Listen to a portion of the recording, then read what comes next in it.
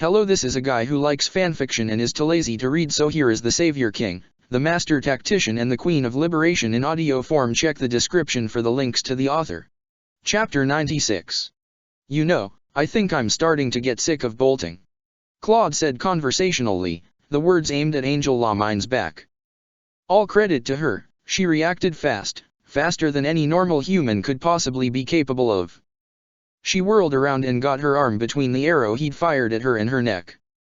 The gem around her neck, the mimic of the Raphael gem protecting Mercedes, blazed with light as Failnaugh's arrow slammed straight through the flesh and bone and came out the other side of her arm. Angel grunts, showing discomfort but no agony. I wonder if their pain processors are rotted through, or if Thales's people went out of their way to cut them during the resurrection process so they could make full use of being undead.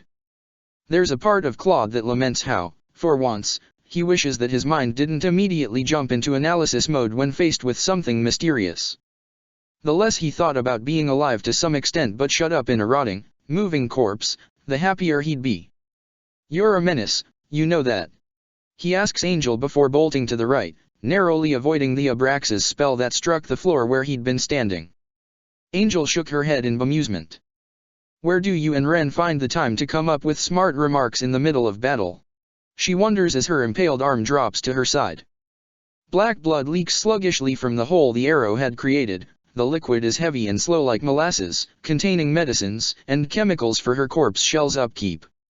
Claude can't quite resist a gag at the notion. By being charming, quick-witted, and smart, he offers as he continues to shoot at her. Aisling had split up from him and found a rooftop a ways away to provide him support. This actually gets a chuckle out of the otherwise serious-looking healer. Unlike Blade did, Claude doesn't see a lot of Mercedes and Angel. They have the same shape to their face, and he suspects that in life this combat healer had the same silver blonde hair, but Angel is taller and far more muscular by comparison. She looks like she could lift up a tree trunk with one hand, even if you didn't know she had a crest. Honestly, now that he's thinking about it, she does look rather like Emile/Jarrett Saw. Claude isn't sure how he feels about that. Angel looks rueful even as she casts Seraphim at him. Claude drops down to the floor, letting the searing blast of magic fly over his head, perilously close. He thinks he can feel the sizzling at the tips of his hair, before rolling over and up onto one knee. Of course I'd run into you next. I thought I'd get a moment's peace after Mikul and Sirios managed to chase Ren and Julius off, only for you to ground Jason and pop up to bother me. I'll take that as a compliment. Claude responds cheekily. Brat, Angel retorts with a little bit of honest humor. It makes her chuckle sound less terrifying and inhuman when it leaves her bluish lips. How does Suthies put up with you? She casts Abraxas at him again, blowing a hole right through the wall he'd been planning to use as cover. Even as she does this, she either gracefully evades arrows from both Aisling and other snipers, or just tanks them without any sign that they trouble her.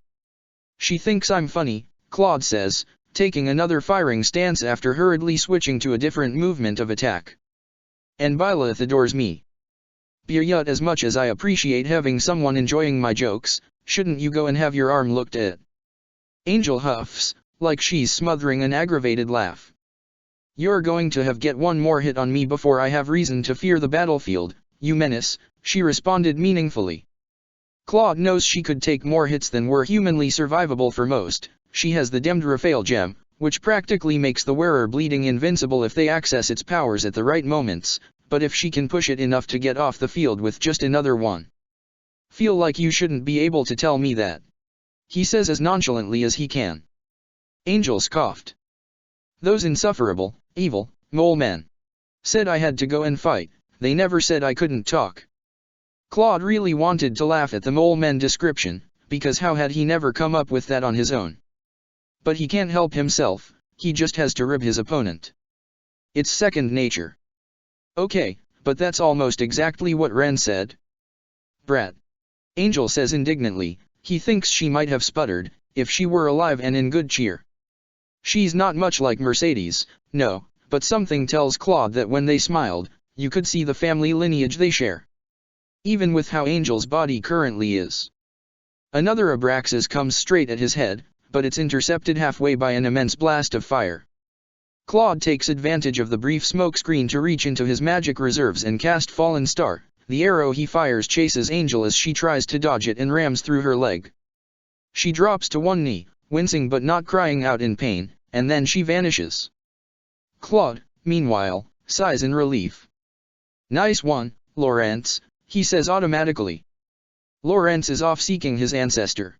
McCule's deep voice nearly made him jump right out of his skin. He spun around to see the Archmage striding toward him, his face a deep, shadowed mask of unhappy emotion. Despite having gotten pretty brutally shot out of the sky by that thing that used to be Edelgard a while ago, he seemed no worse for wear, except for a large hole in his dark cape. "Mercedes really is amazing. You know his name?" Claude managed after a few surprised seconds, then valiantly resists the urge to hit himself in the face. "Really? He came by the forge to bother me with questions a few times," McCule explains briefly. Even though the brunette knows that there has to be more to it than that Lawrence would have wanted to know everything, the good and the bad once McCule snapped at him, he decides he's not going to push his luck right now. If he's going to have the bitter scholar for an in-law, Suthies, there was a terrifying thought, he wants to piss him off as little as possible, and all of the Nabateans are having their emotions tested right now. Indek went to assist him, so they should have Simon driven off soon. McCule bared his teeth on Simon's name, and Claude decides that he doesn't want to know right now. "Right, and Dominic's down on the ground, have you seen him?" "He left," McCule said shortly.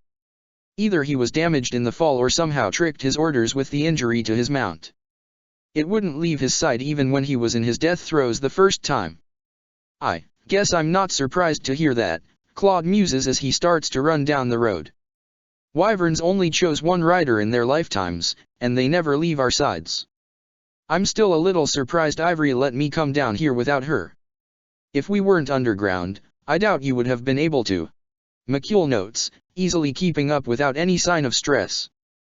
"Last I saw him, Sickall was assisting two of the lions with Elizabeth and Griffith. Damn, those were just the two I'm looking for. The rest at least aren't going to shake the damned city apart." Claude grits his teeth when he hears another cracking from the west side of the floor, where there's visible damage in the wall. If this thing collapses on top of all of us, that's going to be such a stupid way to die. "This city survived Mother's retaliation for a world-ending war," McCule notes. "It will take more punishment yet, though we would be remiss if we didn't attempt to dial down further disruption of its structure. Then we better get going." Claude decides, rolling his shoulder and drawing Failnaugh's string again. His muscles are starting to ache, the hours have been dragging on, leaving this feeling like the single longest day of his life. Without the sun and sky overhead, he'd lost any sense of how long they'd been down here. He suspects that once the adrenaline runs out, everyone except him is going to crash from sheer exhaustion. "Thank you, Artemis," he thinks ruefully. And for a split second, he could swear that he heard an easy laugh ring in his ears followed by a hand lightly batting at his shoulder, like Byleth liked to do when he annoyed her. It gave him a little sense of relief, and he started to run. McCule easily outpaced him, which wasn't a surprise. He shifted forms again, the wind rushing through Claude's hair as the dragon hurtled straight to the north. Toward the stairs to the fourth floor, he realized with a jolt. Was that on purpose, he wondered, his heart jumping in his chest. Are they showing us the way? Claude. Lawrence, for real this time, called out from somewhere on his left. Claude waved distractedly, and a few moments later Lawrence, Raphael, and Leonie have scrambled out of one of the darkened alleyways to join him. All of them looked tired and kind of battered. Lawrence's clothes are ripped and covered in bloodstains and oil. Leonie was starting to go gray at the face, gripping the Taltham bow in whitened knuckles like it was the only thing holding the world together. Raphael was not smiling, which honestly was jarring enough that Claude almost tripped over absolutely nothing. A little ridiculous, all things considered, but Raphael always smiled for his teammates no matter the situation. So seeing him look grim, offhandedly bashing a charging sword master into the concrete floor with the axe McCule had forged who knows how long ago? Claude suspects that his fellow former students, if not significant chunks of the army, are getting pretty drained. A completely reasonable reaction considering the goddamn elites were running about with orders to make their lives miserable, even though they were finding ways to keep sandbagging. Claude knows they've left death and destruction in their wake. We have to finish this, and soon. Damn this city for being so incredibly damned big. I'm alright, Macule's pointing the way to Gautier and Daphne. Sylvain, you and Ingrid better still be alright. Claude said the second half of the sentence more to himself than anyone else. How you guys? How am I? I'm pissed. Leonie bit out, her eyes blazing. I saw Jason Dominic just walk through several dozen men like they were nothing, and I couldn't even do anything to him. Yes, I managed to hit him with a few arrows, but I know they only aggravated him and he used them as an excuse to leave. Don't say that, Leonie, Raphael interjected. The three of us could take him, means that we have a chance against him if Nemesis wakes up. Let us not permit that to happen, Lawrence panted, picking up the pace. This has proven arduous and terrifying enough. Claude, I think we need to bypass the 5th floor and try to secure the basement. Lady Atra, she said that's where the Einherjar are kept. We must kill the doctor who can awaken them and destroy Nemesis's corpse. I'm sorely tempted to agree with you, Claude acknowledges when Macule suddenly dive bombs, shifting forms before he even hits the ground. Disappearing behind a 3-story building directly in front of them, the ground shuddered. But Atra also said that Thales has override commands that access every part of the city. I'm willing to bet that if he realizes we've gotten into the basement, there's some kind of button or square he had hit to wake Nemesis and the rest of the undead up. We don't let him see it, Raphael said as they skidded to a halt to keep from running into the building. We can probably distract, his eyes light up. Professor. The professor and Atra showing up in front of him will bring him out of his safe room. Don't you think so? Claude freezes for a split second. His mind rushes over all the details, attacking the idea from every angle as he caught his breath. I don't want, Claude started almost angrily, before stalling and shaking his head. Forcing himself not to react emotionally. Yes, his heart screamed at the thought of exposing his pregnant fiancée to Thales in any way. A murderer of children and a butcher without a soul, and yet. You're probably right, Rafe. By his suthies with her, and Atra is Atra, he wouldn't be able to resist coming out to try and kill them. He swipes at his sweat-soaked forehead. Artemis's blood glowed warmly underneath his fingertips, sustaining his strength, keeping his mind clear and alert. It'll be really fucking dangerous, but Nemesis, fuck, this is already so fucking dangerous with the elites sandbagging. Yeah, that bastard can't wake up. Let's put a pin in that until we've relieved Sylvain and Ingrid. Leonie says urgently. Claude hears a feral scream of incoherent rage above the general chaos of the room. Holy shit, he hadn't known that Sylvain could make a sound like that. And it causes the 4 of them to put on an extra burst of speed. Coming into the burnt-out and damaged street, Claude was immediately greeted with the sight of Elizabeth Daphne wheeling around on the back of an equally undead horse, the mimic Lewin flashing in the artificial light as she charged at Macule. Meanwhile, Griffith Gautier was fighting both Sylvain and Ingrid at the same time. As they approached, Griffith spins his lance of ruin, parrying Ingrid's attack and neatly carrying it directly toward Sylvain's chest. The redhead dropped to the ground and rolled backwards, narrowly avoiding getting skewered. Sylvain! Ingrid cried out in worry, then yelped when Griffith delivered a hard kick to her knee. She dropped. Claude and Leonie both immediately raised their bows and fired glowing arrows. How Griffith saw them in time to throw his gauntlet-protected arm up to avoid losing an eye, he still can't quite figure out. Sorry we're late. Claude says with a cheerfulness he doesn't really feel. I'm very sorry about this, my good friends, but we really need you to go away right about now. No, they stay. Sylvain snarls, jumping to his feet. They stay until they've paid for the world they created. My crimes are my own, and those who committed crimes after me are the same. I cannot answer for everyone in 1,000 years, Griffith retorted gruffly. He bounced back annoyingly quickly for having a hole punched in his arm, but that was just dealing with the elites for you. That is madness. Madness? Madness. Sylvain lunged for him. Claude swore inventively and directed both Lawrence and Leonie to give him some covering fire. Without them, the redhead would have barreled right into the much stronger warrior's guard and gotten skewered. Madness is turning all of your descendants into cattle. Do you hear me? You made me into breeding, bitch. The words scalded Claude's ears even as he planned to help Ingrid give the younger Gautier a blistering lecture for being stupid later. Sylvain smiled so much and so easily that even though the brunette had always known it was fake, he had underestimated exactly what was bubbling underneath the surface. Is that what you've always thought of yourself as? Claude wonders in sympathetic dismay. A thing for breeding, like a dog? I'm over 1,000 years older than you, child. Griffith responded as he blocked the magic blasts and arrows by spinning his lance.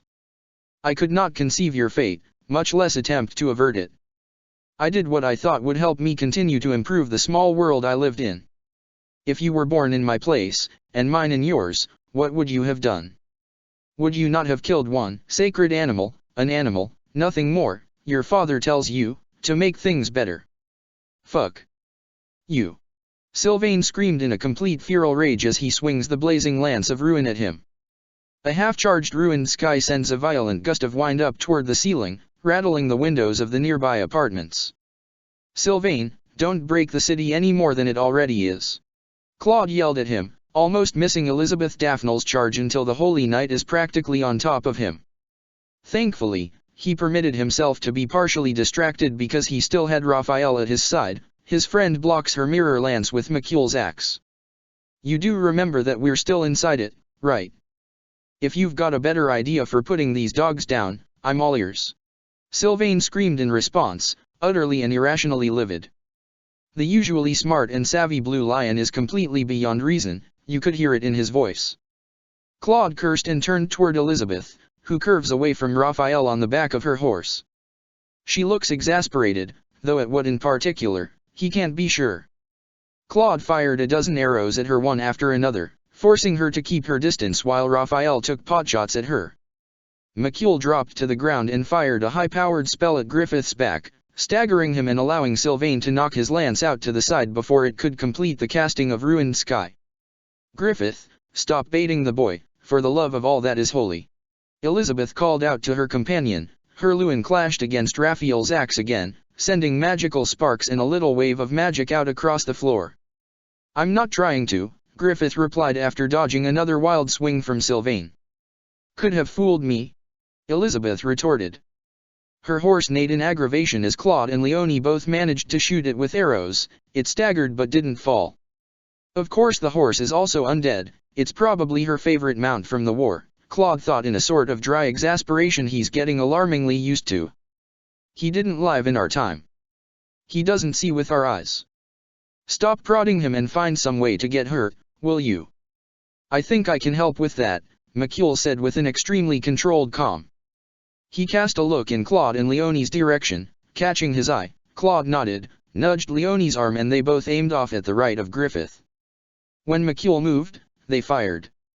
Sure enough, Griffith dodged away from the Nabatean's blow and, blatantly, clumsily, utterly intentional, took all the arrows to his side as a result. Dropping to one knee, he grabbed a firm hold of his mirror lance and in a flash, was gone in a flash of rewarp. Sylvain screamed obscenities in a Dada dialect when his lance struck empty air, and didn't calm down until Ingrid walked up to him and literally punched him in the chest. Neither of them are hurt, since they're both armored, but the redhead wheezed and staggered backward. Get a grip, you idiot! Ingrid screamed in one of her best friend's face, furious tears forming at the corners of her eyes. That seemed to finally get past the haze across Sylvain's face, and he can only look at her like a deer in a wyvern's shadow. How dare you act so recklessly when we're at the final push of the war? Do you think I'm ready to lose you now, just so you can vent? Sylvain mumbled, abashed. What was your plan, to stab him in the face after he rammed his entire lance through your chest? Is that the master scheme that was running through your mind when you threw yourself right at the chest of one of the deadliest men in history? Ingrid raged, her voice cracking with anger and distress. Probably a couple of moments full of stress coming out all at once. Scream at him later, attend to Daphne now.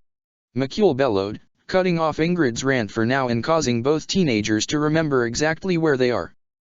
The two immediately pivot and hurtle toward the remaining elite, who looks weirdly proud when she looked at Ingrid. Then again, it's the same way Ren looked at him, and Claude still has a lot of confusing feelings attached to that. A few moments of struggle later, Elizabeth is tagged in the stomach by Lawrence, who had cast Ragnarok on her. She grabbed the bridle of her house and teleported away in a flash of light, Makul's Excalibur crashing down on the floor where she had been standing. Makul looked no happier about this than Sylvain had, but he remained coldly composed. Claude breathed out. "Sylvain, are you sane?" he asked bluntly, turning toward the two blue lions.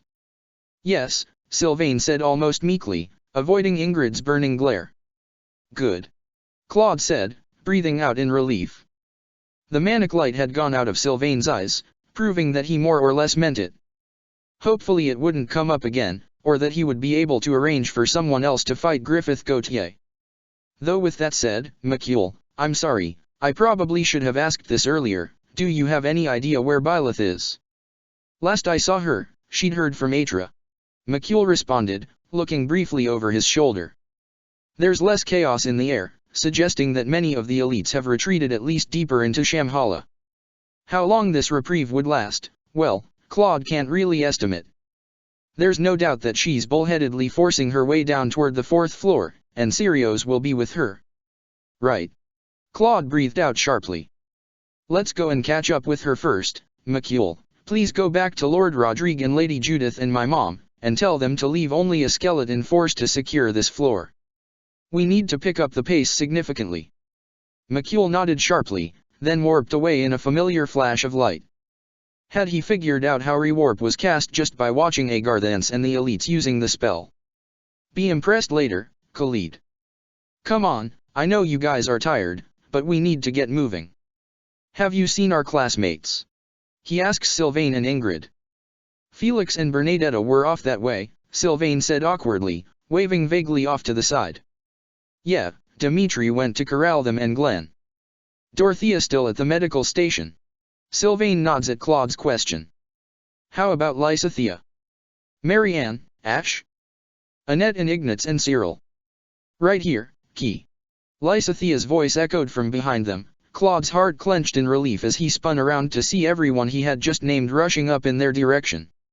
Didya was picked up by Yuri to help Dimitri get to the room with the javelins, the white-haired girl said breathlessly when she skidded to a halt in front of him. She's dusty and there's blood stained on her clothes, but her back is straight and her eyes still blazing with that determination Khalid so adored in her. Are we going to go join them? A few of us will, Claude said, starting to jog toward the next point of descent. His friends fan out around him, one eye out for snipers and other problems as they plow forward. But the rest of us are going to have to do something very dangerous. We need to run a distraction and secure the elevator to the basement. That's where the Einherjar were kept, right? Cyril asked. It's where the king is still being kept. They haven't woken him up, have they? His cheeks are fairly pale at the thought. All signs are pointing to that right now, Claude said grimly. Our best bet is to make sure he says asleep. Which means we have to keep Thales's attention fixed on us, and take away his ability to call on his final gambits, being the javelins and Nemesis along with however many frozen ghouls are still down there. How do we do that? Ash asked breathlessly. We'd have to draw him out from his bunker, and why would he do that if he could stay right next to the activation keys? Easy, the brunette prince said with a grin that was wicked and pleased, tense though it was. We make him as angry as humanly possible. Remember how Lysithea got him to drop his guard during that parley with Edelgard? Oh. Marianne gasped, understanding flashing through her eyes. Do you think you could bait him into making a mistake? Claude started to respond, but then his eyes clapped on a familiar flash of white and gold and his words briefly got stuck in his throat. Fortunately the relieved cheers of his fellows covered for him. A moment later, they burst out of the street and reunite with Byleth.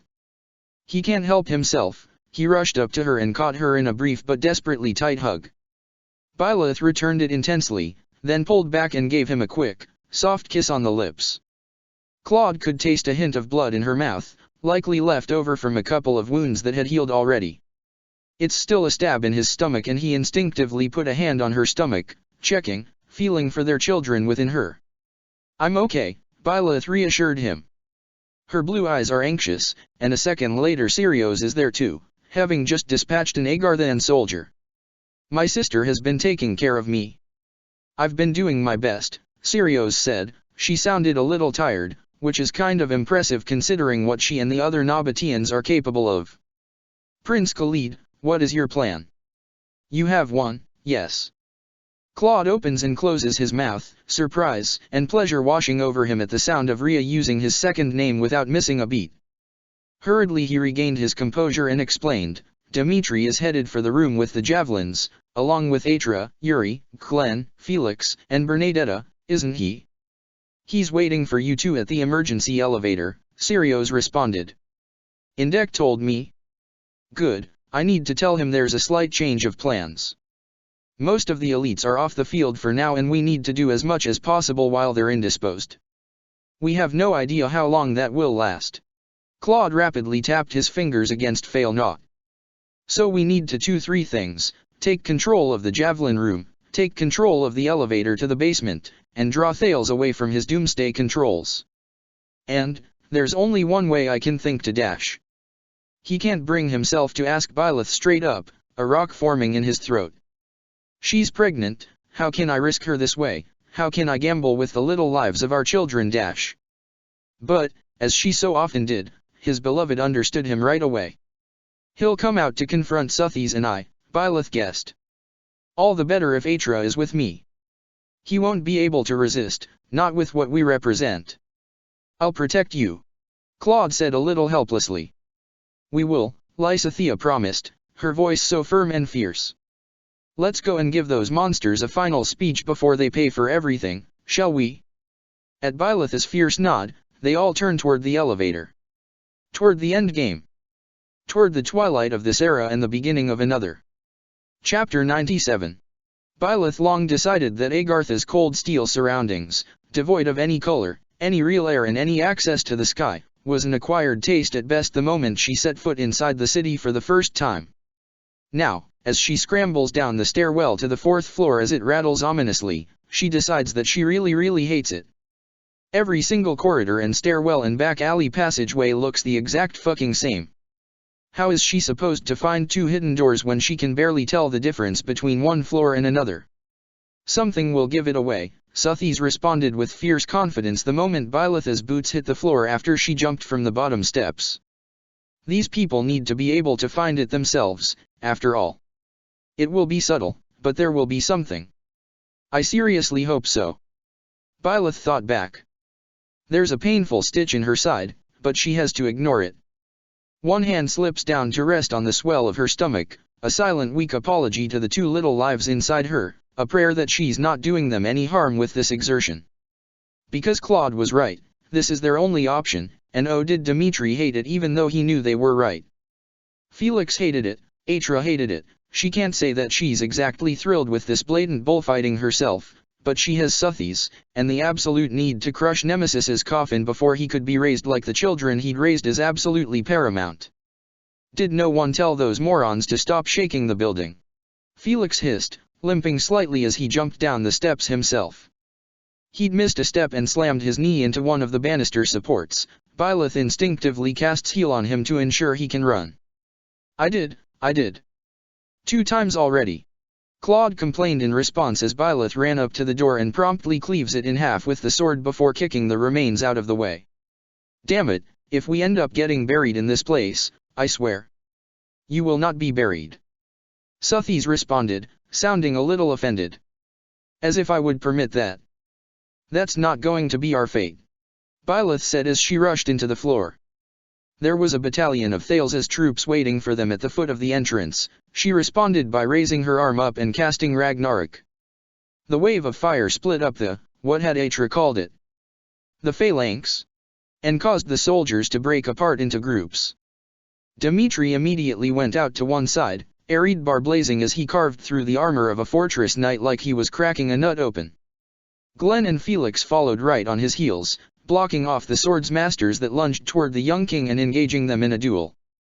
Claude and Leonie's arrows flew past Byleth's shoulders, cutting down the opposing archers before they could fire.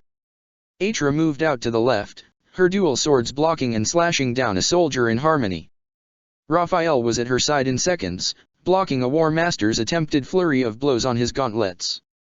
The Agar then isn't given a chance to curse in rage before he's abruptly swallowed up by Luna. Lysithea doesn't spend a second admiring her work, pivoting to throw multiple miasmas up at the Falcon Knights circling overhead.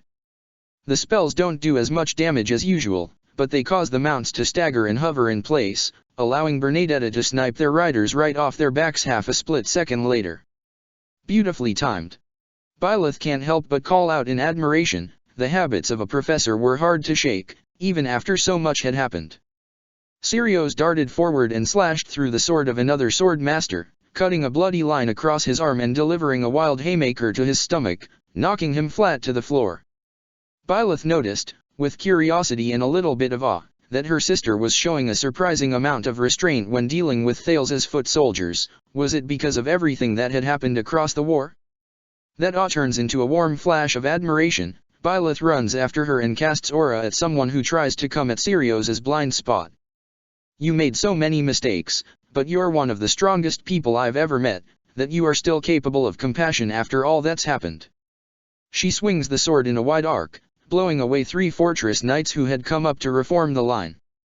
Ignatz rushes forward then, unleashing a rapid-fire flurry of blizzard spells he'd learned from Marianne during their rest and recuperation at Garreg Mach. This freezes up the unnaturally smooth floor, and several soldiers who had been rushing toward them instead slipped almost comically and went spiraling to the floor. A few who'd kept their footing ended up tripping over their fellows, ending up in an ungainly human heap. Leone promptly fired a few arrows at the ones who tried to get up. Your luck's run out. Stay down, bastards. Don't you dare try me now. She yelled as she strode towards them, offhandedly shooting down a falcon knight that tried to dive-bomb her. I'm terribly sorry, but you're all in our way. Lawrence informed the sword master who was coming up to him with terrible speed. He pointed one finger, almost lazily, and blasted the man with Sagitt hard enough to send his opponent flying backward into a building wall to leave an imprint. We have more important matters to attend to, so step aside now. We've come this far to save our world.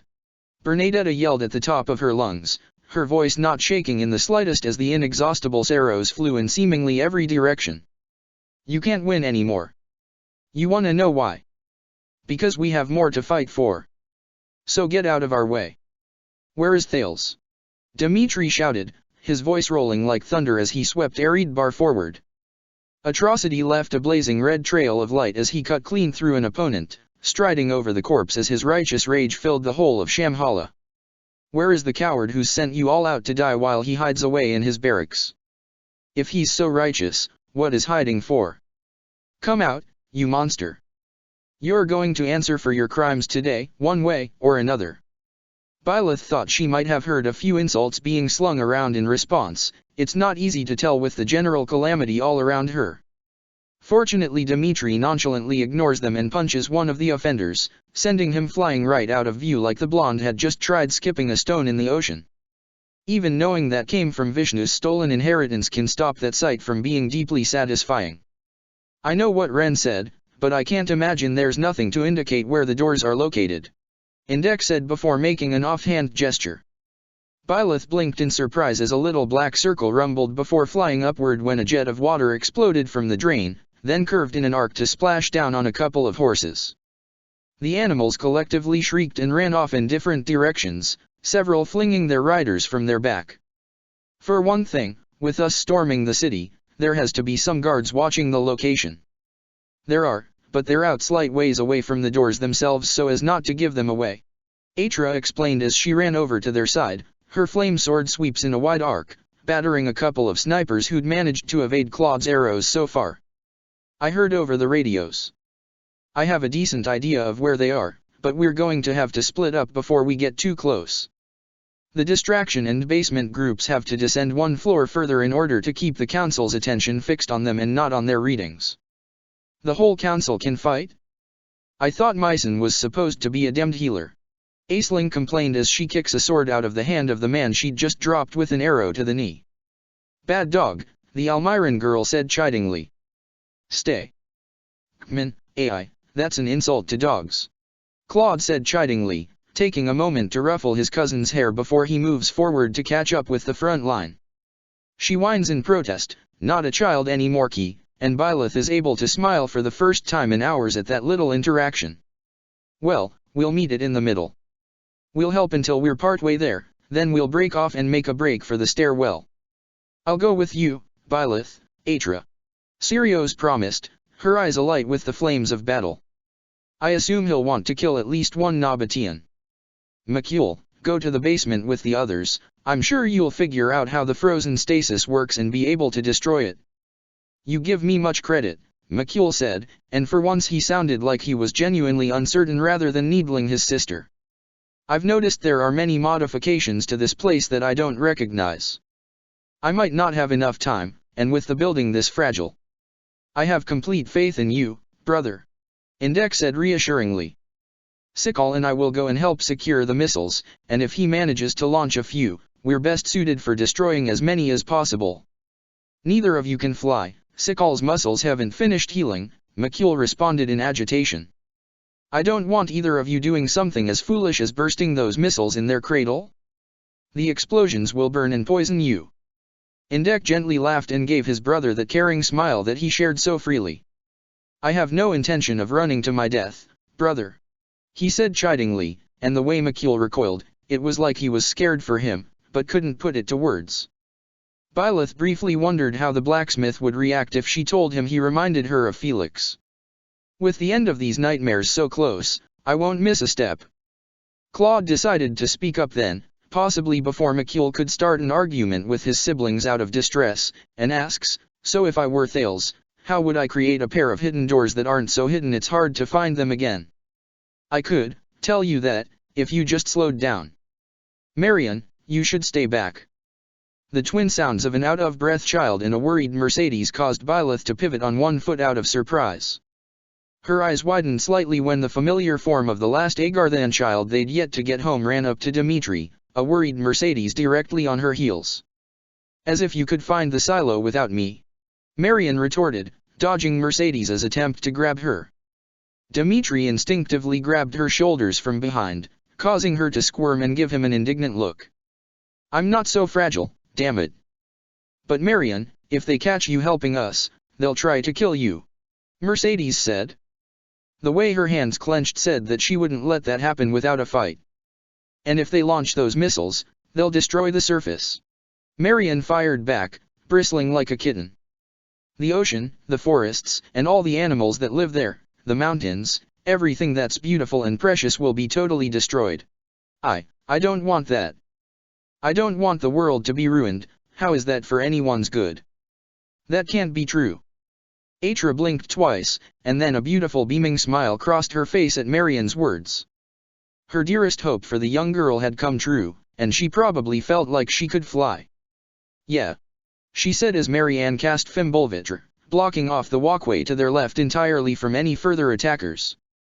Constance joined that assault seconds later, bolting crashing down on the floor. Yeah, it's not true. We have to save the surface. Yuri, who'd just come up to Byleth's side, gasps at the sight and she does her best not to giggle at how love-stuck he looked. Should I be nudging you? She asks playfully in a low voice. The smooth, brilliant savage mockingbird briefly snapped his head towards her and gave her a highly flustered look. I'll leave it alone, he protests. I'll manage. Then what are you waiting for? Byleth asked innocently. Yuri gave her an amusingly betrayed look, to which she responded by patting his shoulder and meaningfully tilting her head in Atra's direction. Then she raised her voice. As Dimitri pointed out, it's not safe to turn around and try to send her back. It's better that we just protect her as best we can here. Marion, do you really know where the door is? Marion glanced at her, nodding jerkily. I was interested in mechanics of all sorts when I was little. You are still little, Suthies interjected grumpily. When I entered the military, I was initially in repairs and construction before I got shifted into surveillance. I know what the doors look like. Mechanics. Dimitri mused. I'll admit, that wouldn't have been my first guess. Immediately Marion's determined expression collapses into childish indignation. What's that supposed to mean? She demanded. Claude laughed and ruffled her hair.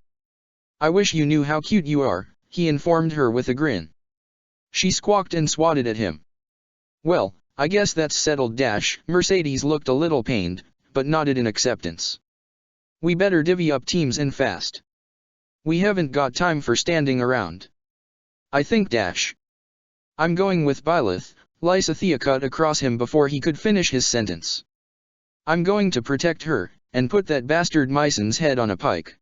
She's literally vibrating with rage as she speaks, both her hands glowing with the power of her two crests. I'm going to, Dida said next, stepping forward.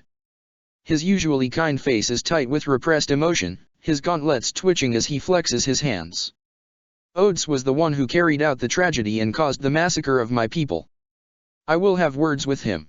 Marian flinched and partially hid behind Dimitri's legs at the tense inaudible rage in Dida's voice, as well as the face he made. Byleth hadn't understood why animals might find the tall teenager intimidating until that moment. I'll go too. Glenn said. I don't really trust any of you to stay out of trouble without me looking out for you. Lysithea bristles at him, which just makes him chuckle. Felix, you're headed to the basement, aren't you? Or are you going to continue protecting Dimitri? Dimitri blinked rapidly, then turned to look wide-eyed at the younger Frildarius. The blue-haired boy is giving Glenn a look of shock and light betrayal, saying, how could you out me like this, without words? Bernadetta, who's clutching her bow a little less tightly than Byleth remembered, stands on her tiptoes and whispers something to him. Felix sputtered wordlessly and tapped the point of his sword against the floor before bursting out, of course I'm going with the distraction group. I'd be too damn distracted if I went anywhere else. He wants to say he'd be too worried if he didn't know Dimitri was okay. Bernadetta chipped in innocently and completely shamelessly, causing Ferdinand to sputter in shock, Linhard to gawk in surprise, and Petra to blink rapidly as if trying to figure out if she was awake or asleep. Felix gritted his teeth, a hot red flush entering his cheeks. That was implicit, damn it. Yet he didn't backtrack or deny it, no, he just looked horribly flustered. I trust you fine, Glenn, I just don't trust anyone else. The last time I let that blonde moron more than a few yards away from me, he dropped a zombie dragon on himself. The arm with Shiva's shield pumped in frustration. Felix, Dimitri breathed, his eyes shimmering with happy tears. Byleth sniffed herself, committing to memory the moment that adorable mess of a sword master finally admitted what she'd known all along, he'd never actually stopped caring about his basically brother. So yes, we're going. This isn't the time to get all sappy. Felix was all but sputtering at this point, giving incredibly weak indignant looks at basically everyone around him. Who else is coming to get those damn council members? I am, Bernadetta said without a trace of fear. Marianne. I think I will come as well, Marianne decided, placing her hands on her hips. There's a sternness in her eyes. For what I learned from Maurice, for what happened to Lien and him, to put these old curses in history where they belong. I'll come too. Ferdinand said when he got his voice back, he pounds his fist against his chest, the Ocalan shield glittering in the artificial light. For everything they did to ruin the beautiful empire that I loved, for how they mutilated Edelgard and little Justine, I want them to answer for it. Yuri looked conflicted for a moment before sighing. I'm going with Saint Macule to the basement. I have a lot of experience with breaking important things, he said. Perhaps someone who knows thunder spells can come with us. I'll come. Dorothea volunteered, her voice less solemn and more determined. The songstress steps forward to join them. I know plenty of thunder magic.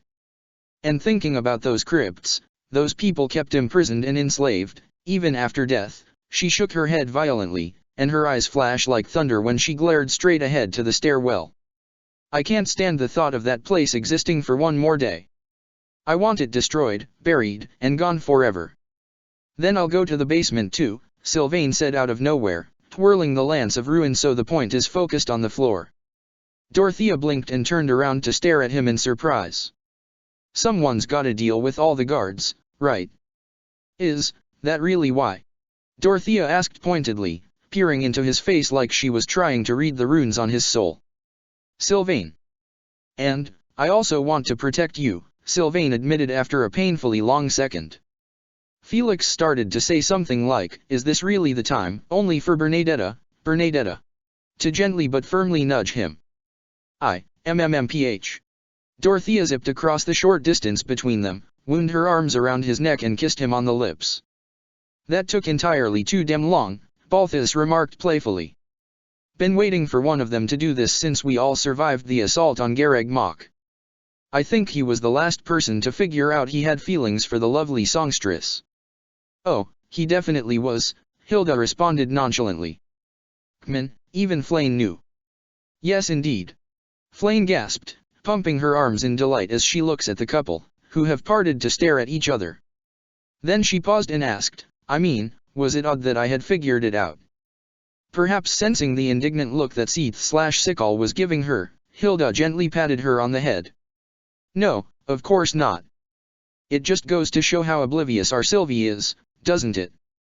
Guys, Claude said, looking like he was trying desperately hard not to burst out laughing, not that I don't appreciate this, but we gotta hurry up. The ice Marianne set up is starting to crack, likely due to whatever regiments were still willing to fight hammering on it. Who's going where? I'll go with you, Byleth. Mercedes said, stepping over to her. It warmed Byleth's heart so much to her dear friends starting to use her first name.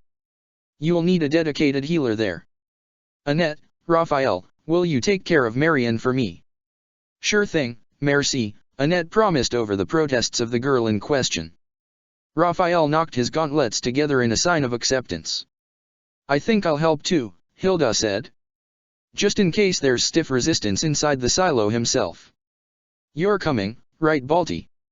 You're damn right I am, the king of grappling responded, before unexpectedly wrapping his arms around her shoulders and giving the pinkette a tight hug. She squeaked, blushed, and made no attempt to escape, instead she returned the gesture, to Happy and Constance's pleased amusement. No one gets to hurt you. I'm going to destroy those foul caskets. Constance said with her typical boisterous determination. Their mere existence is a blight upon the world, the dead should be allowed to pass on. And perhaps without it, those poor misguided children Nemesis so sadistically waylaid can finally be released from this mockery of an existence. She looks proud, but then shakes her head and stares at a certain orange-haired boy anxiously. Ah, but Ferdinand, might I somehow convince you? Constance, Ferdinand hesitated a second, then came over to her. He took her hand in his and pressed a gentle kiss to her fingers. I swear before Suthies, I will not die before you, no matter what forces are brought against us. I can only plead that you do the same. The blonde shivered on the spot, then nodded vehemently, clinging tightly to his hand. I'll be going with Chatterbox. I'm willing to bet he'll have a demonic beast or two down there with him, so best someone be around to keep them busy. Happy declared calmly, then hesitated. After a split second of thinking, she pivots toward a certain green-haired bishop. Hey Lynn, they'll probably need a healer in the silo. You stick close to Balthus, okay? He's at his most useful when he's knocking heads together, so you should be fine. That is one of the stranger recommendations I've heard, though I agree with your hypothesis. Linhard muses, then gives Happy an imploring look. You'll be careful if there are monsters down there. Right. Who do you take me for? Happy responded, but it completely lacked in bite. In fact, she smiled in his direction, the warmest look that Byleth had personally seen her give anyone.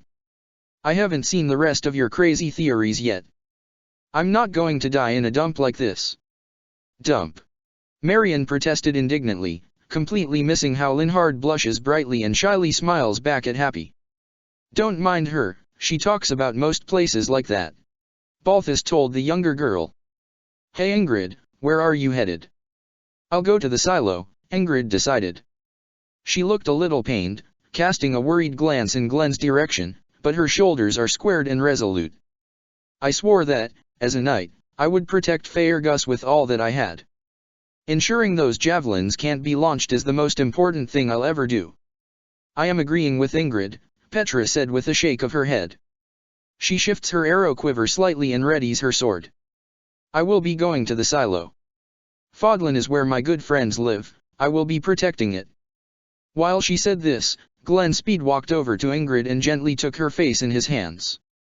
I'm coming back this time, he murmured to her, meeting her gaze firmly. I promise. Neither of us can say that for sure, Ingrid whispered, even as she places her hands on his shoulders. They're trembling ever so slightly, and Byleth knows that she's having flashbacks to when Glenn and Dimitri departed for the Dusker convention those fateful 4 years ago. I know, but I'm going to come back, even if I have to punch the Reaper in the face. Glenn said firmly. Got too much to come back to. Ingrid let out a sweet, wet giggle. The scary thing is, I can actually see you doing that. Glenn smiled and pulled her into a brief but deep kiss. She clung to him tightly for a moment before they part, then gives him a determined smile. Ignatz touches Flane's shoulder, giving her a concerned look. The youngest Nabatean nods and gives him a kiss on the cheek. I will be fine, Hilda, Raphael, and the others will guard me, and Byleth's tutoring has given me the power to protect myself. She reassured him. Go and do what you must. I'll be with her all the time. Raphael promised his best friend. So you be careful too, okay? Of course, Ignatz responded, with a degree of confidence that Byleth never would have heard from him back when they first met. Both of you stay safe. I'm going into the basement with St. McCule, hopefully destroying the coffins won't be too difficult. I'm going to stay with you and Lady Sirios, Lysithea. Cyril said firmly.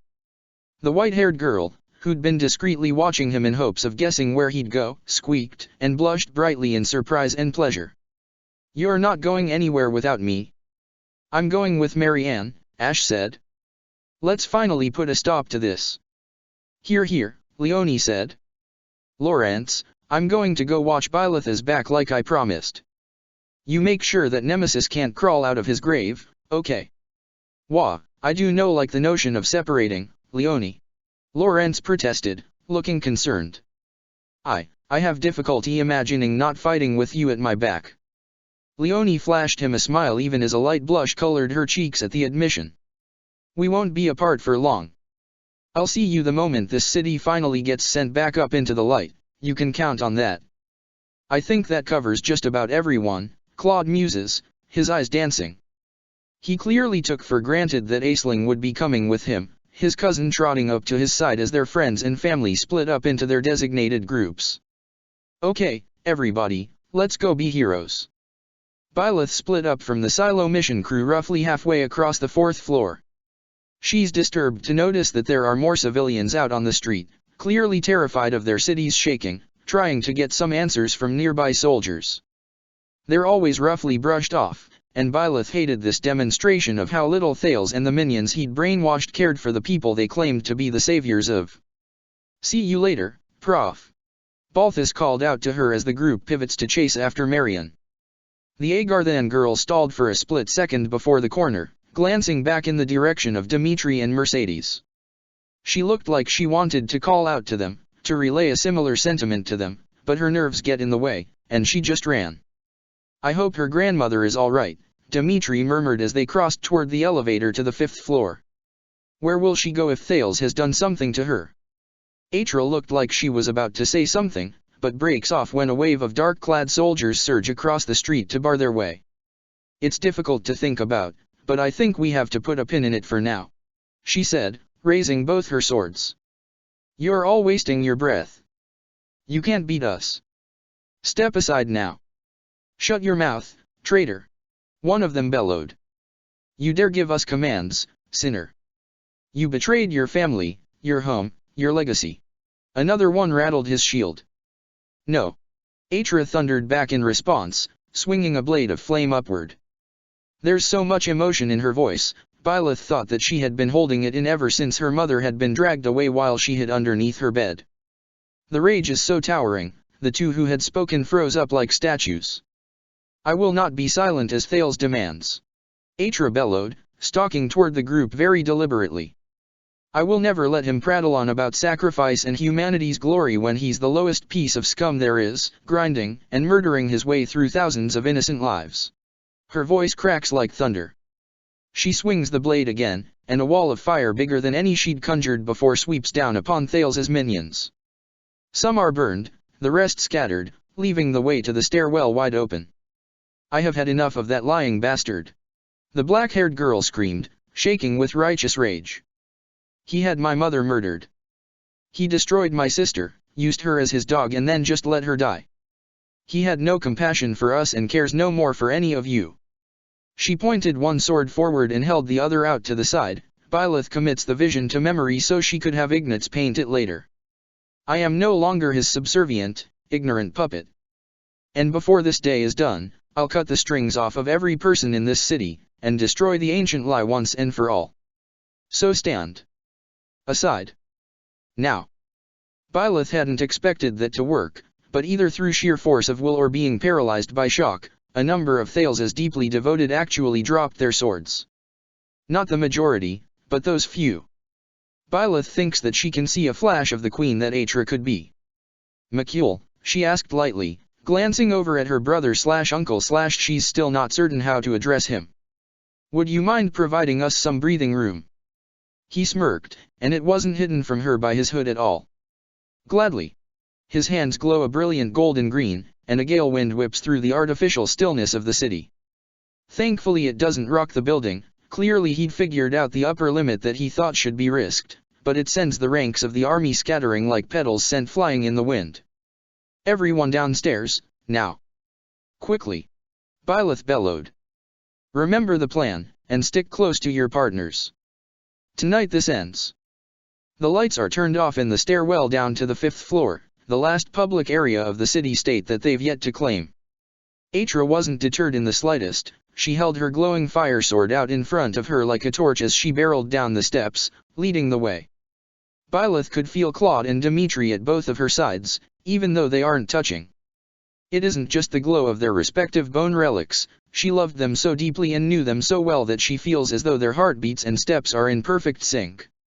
It still amazed her, how much they'd changed her, how they'd brought her to life, how lucky she had gotten to have tumbled into their worlds by a freak coincidence. She can't imagine living without them, wanted to live out her future with them both with her always, and while she's terrified for them as they hit the bottom step and explode into the final floor of Shamhala, she also knows there's no one else she'd rather have at her side. Here we are. Atra said, not sounding the slightest bit out of breath despite the energy they'd expended to get here. Rather like Claude, only it was because Myson was given free rein to alter the bodies of his soldiers as he saw fit. Byleth felt sick at the thought, and reluctantly notes that it'll be a while before she stops noticing that now that she has.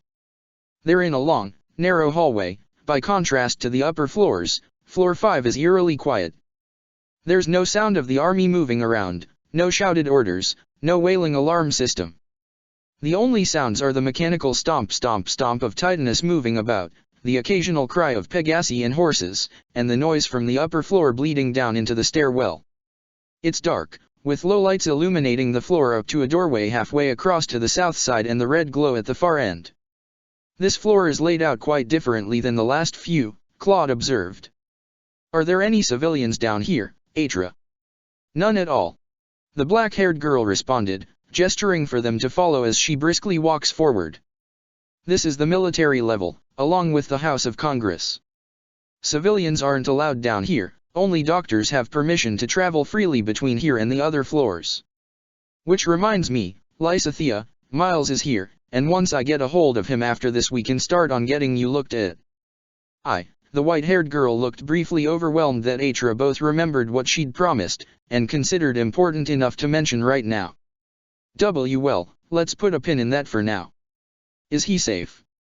Yeah, I saw him on the 2nd floor. He's working as a field healer specifically so he could be elsewhere right now. Atra pointed her flame sword directly ahead. Those glowing red lights are the indicators to the basement level. You'll need the ID, so here, Sir McCule. The Nabatean stepped past his sister and nods. Atra recovers the cards she'd collected off various people and hands them over to him. Those will get you down. But you need to hang back for now. We need to go through the doors and draw the council's attention before you head to the door. To ensure they don't get worried enough to consider locking it down. Naturally, but won't they see us lingering behind thanks to the all-seeing eyes? Lawrence asked in concern. Don't worry. Atra said darkly. There aren't nearly as many cameras on this floor. They don't think they need them here. This is Thales's seat of power. If you wait a few yards away from the side door we're headed toward, they won't realize we split up.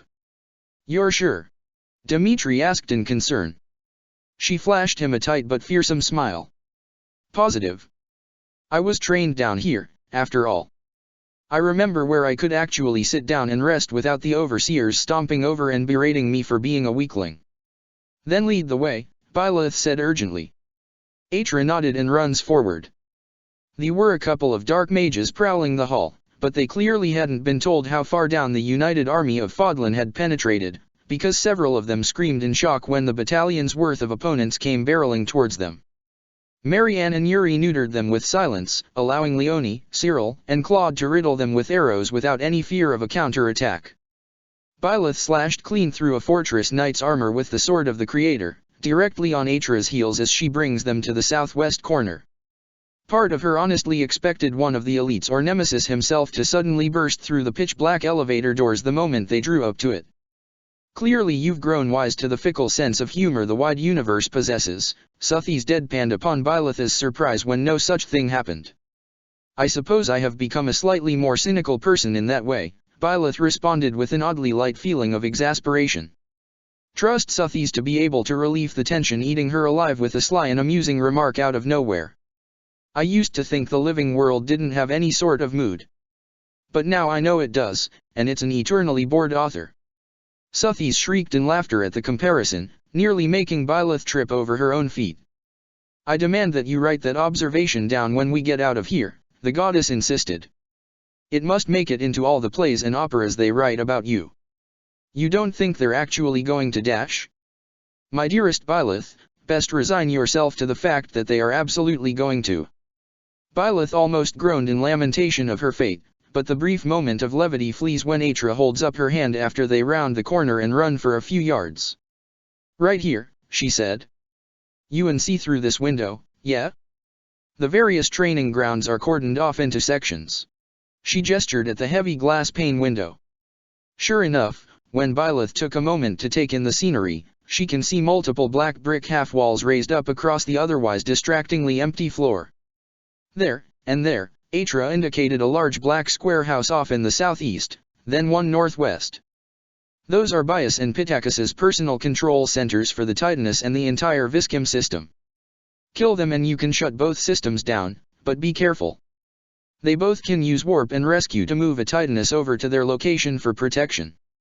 The big building in the middle is the Congress House and that's where Thales, Odes, and the rest of the council have been monitoring our progress. She pivoted on her heel and gestures with her non-magic sword.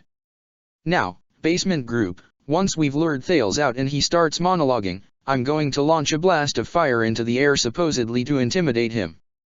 But it's for you, once you see it, head straight down to the basement, it's the signal that the council is occupied.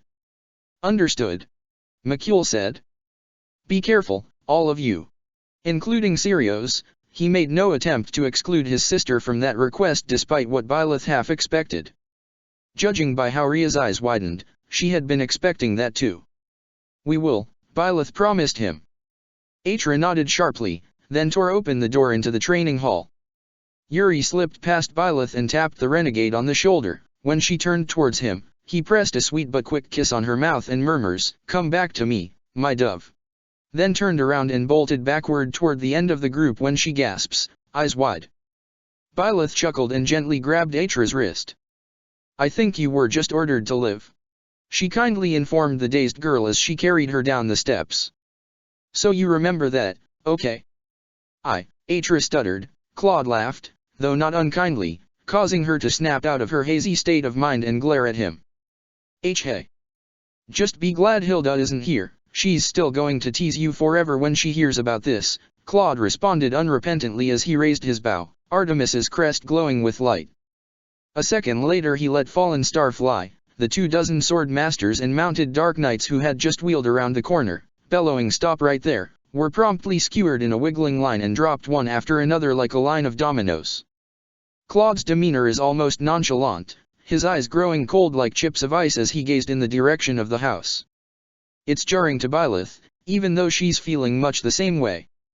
Dimitri's expression has hardened with that burning anger she'd seen way back in the Holy Tomb, though far more controlled by comparison. Atra regained her mental footing and promptly ran forward, leading them deeper in and around corners and through the winding pathways of the training grounds. Byleth saw many pieces of strange equipment and setups that looked rather dangerous to use, especially for the children she now knew were trained like dogs as soon as they entered service. She resisted the urge to snarl when she rushed past some equipment and saw old and not so old blood stains on them. She knew where they must have come from. She wondered which ones Atra had bruised and bled and broken herself on in the aftermath of her mother being disappeared and murdered. "We'll destroy the worst of them once we're done," Suthis said. Byleth felt the pulse of her anger as fiercely as she had back in the Imperial Palace.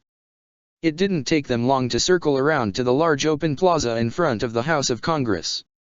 There's a heavily armored man on the back of an armored horse standing right in front of the steps. Arrayed out in front of him are a number of troops, but not that many.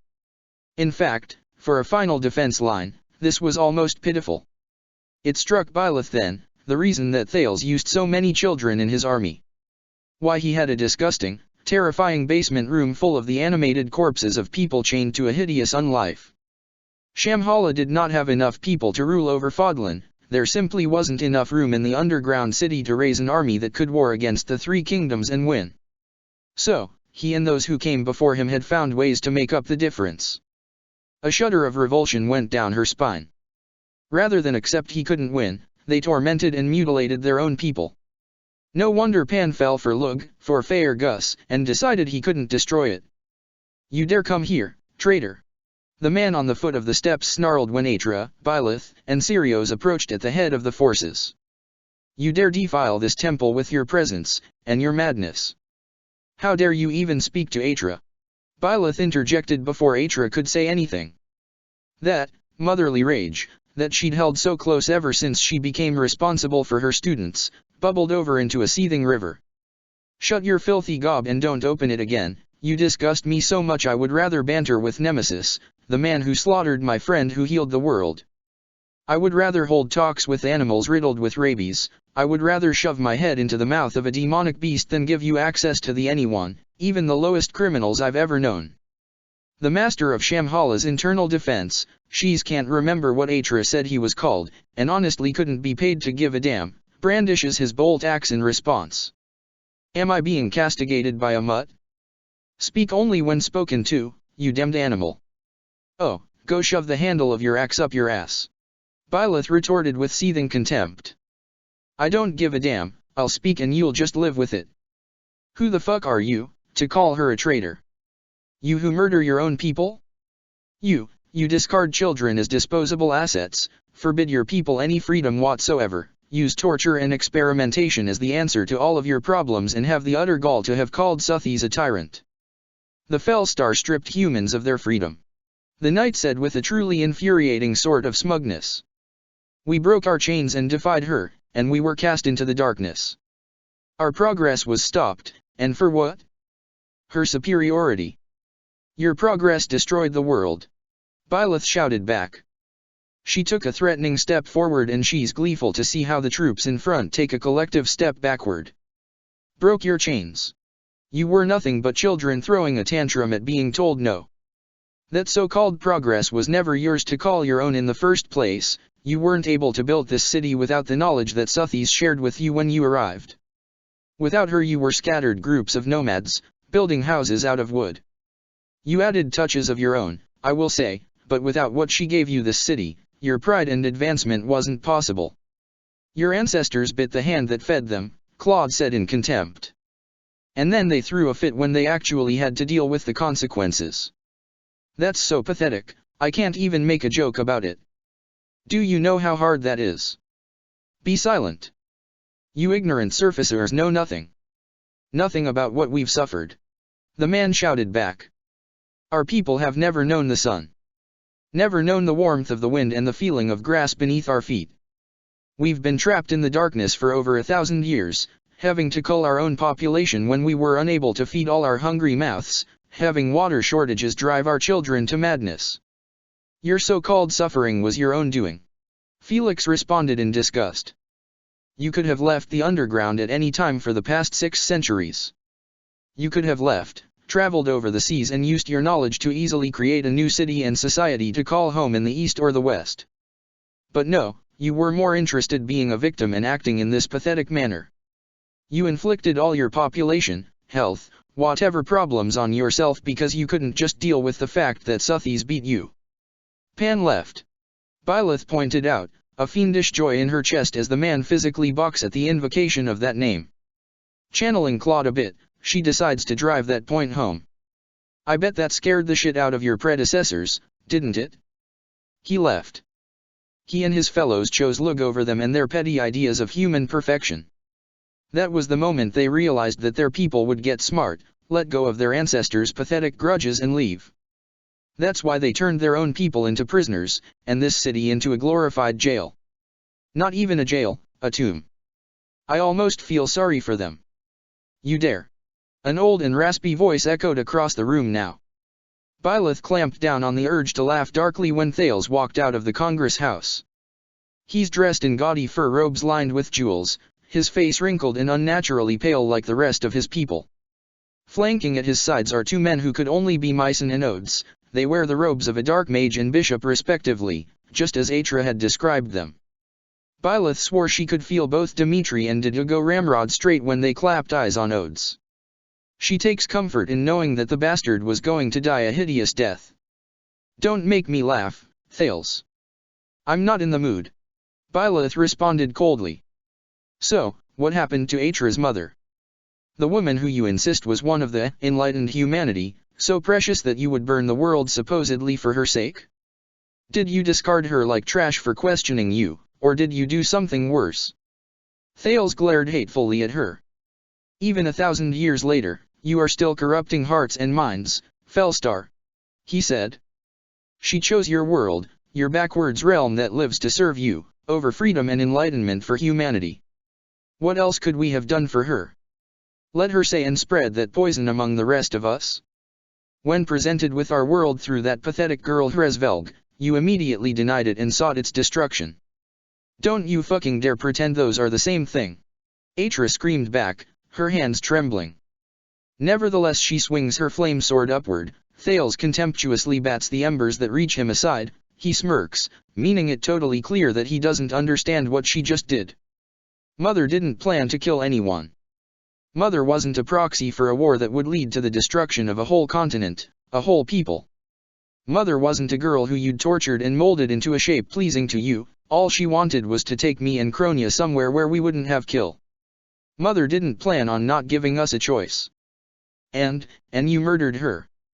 You murdered her and Cronia, you killed my entire family. You were the traitor, you swore to protect us and you were the reason we suffered. All of the people of Shamhala promised their loyalty to their ancestors, to this city, to us. Thales said in a sibilant hiss. She broke faith, so we took it upon ourselves to remove her threat. Dimitri laughed at that. It was a bitter, rattling, terrifying laugh, and Byleth is amazed that even Mycen flinches at the sound of it. Listening to you run your mouth, her king seethed. You are scum. Your people are not toys for you to discard or break when they displease you. Edelgard was not a toy for you to break and reassemble to your liking. No matter how badly you deny the truth, the fact is that we are all human. And that makes you the biggest liar and fraud of all time. You claim to be humanity's true champion, but for 1,000 years you have done nothing but butcher, torture, and force suffering on your fellow humans. Your entire mantra and reason to exist is a farce. A mockery. The worst of play actors can't compare to you. I won't be judged by a dog. Thales snarled, now visibly starting to lose his cool. Whether he was just offended that they would dare criticize him or annoyed that they weren't the least bit intimidated by him, it looked like a heady mix of both, but Byleth wasn't sure. You sound like the man I once called my father, Bernadetta said, before laughing herself. Wow, you're so similar, it's kind of scary. Atra said that you had so much knowledge, but you're nothing but a petty hateful brute just like one of those surfacers you hate so much. What was that? Odes launched himself forward, landing at the bottom of the steps next to the captain of the guard. I'll rip your tongue out, you insolent little bitch. Bernadetta cringed slightly, and then shrugged in an exaggerated and distinctly Felix-esque manner and pointed at him. See, Byleth. She said. There they go, slobbering and barking again. It's like they can't talk without it. True, Glenn said with a wicked, pleased smirk. So uncivilized. Did you miss your morning drink, butcher? Or maybe you're drunk on the job. It would explain what a complete clown show this whole invasion has been. You have no claim to righteousness. Dida said, his voice vibrating with rage. This day, you and your fellow councilmen will be put down like the dogs you are. Make peace with whatever it is your worship in place of Suthies or yourselves. I'm finally able to truly avenge my people. The funny thing is, you could have done what you did with Edelgard so much better if you weren't so inflexible. Claude mused. If you weren't so intolerant, so unwilling to even acknowledge the people of Fodlan as human, you could have easily integrated yourself into not just her trust, but that of her entire kingdom. But because you couldn't treat her humanely, because you murdered her siblings and did everything that you did, your alliance was a joke. The little spiteful power plays between you created huge fissures that we were able to exploit until we could turn your entire proxy war into a complete joke. You practically defeated yourselves without any input from us. You were always going to fail. Sirios said, swinging her gleaming sword and pointing it toward Thales. You were never strong enough to defeat my mother, and you were never strong enough to defeat the incredible people who I am fortunate enough to have lived among. If you had any dignity, you would surrender, but no, you want to waste more lives. So be it. We're bringing this all to an end right now. Might I have a moment, Byleth? Suthies requested. I promise, it will only take a moment. I shall continue to save my strength for the elites and possibly Nemesis as well. How could I ever deny you? Byleth thought back fondly before closing her eyes. You have the floor, my friend. There's a chorus of screaming, shouted obscenities, and shock echoed from the various Agarthans as a familiar veil of power sprang up and then vanished as Suthies stood on the floor of Shamhala for the first time in over 1,000 years. You've harmed those that I love too many times.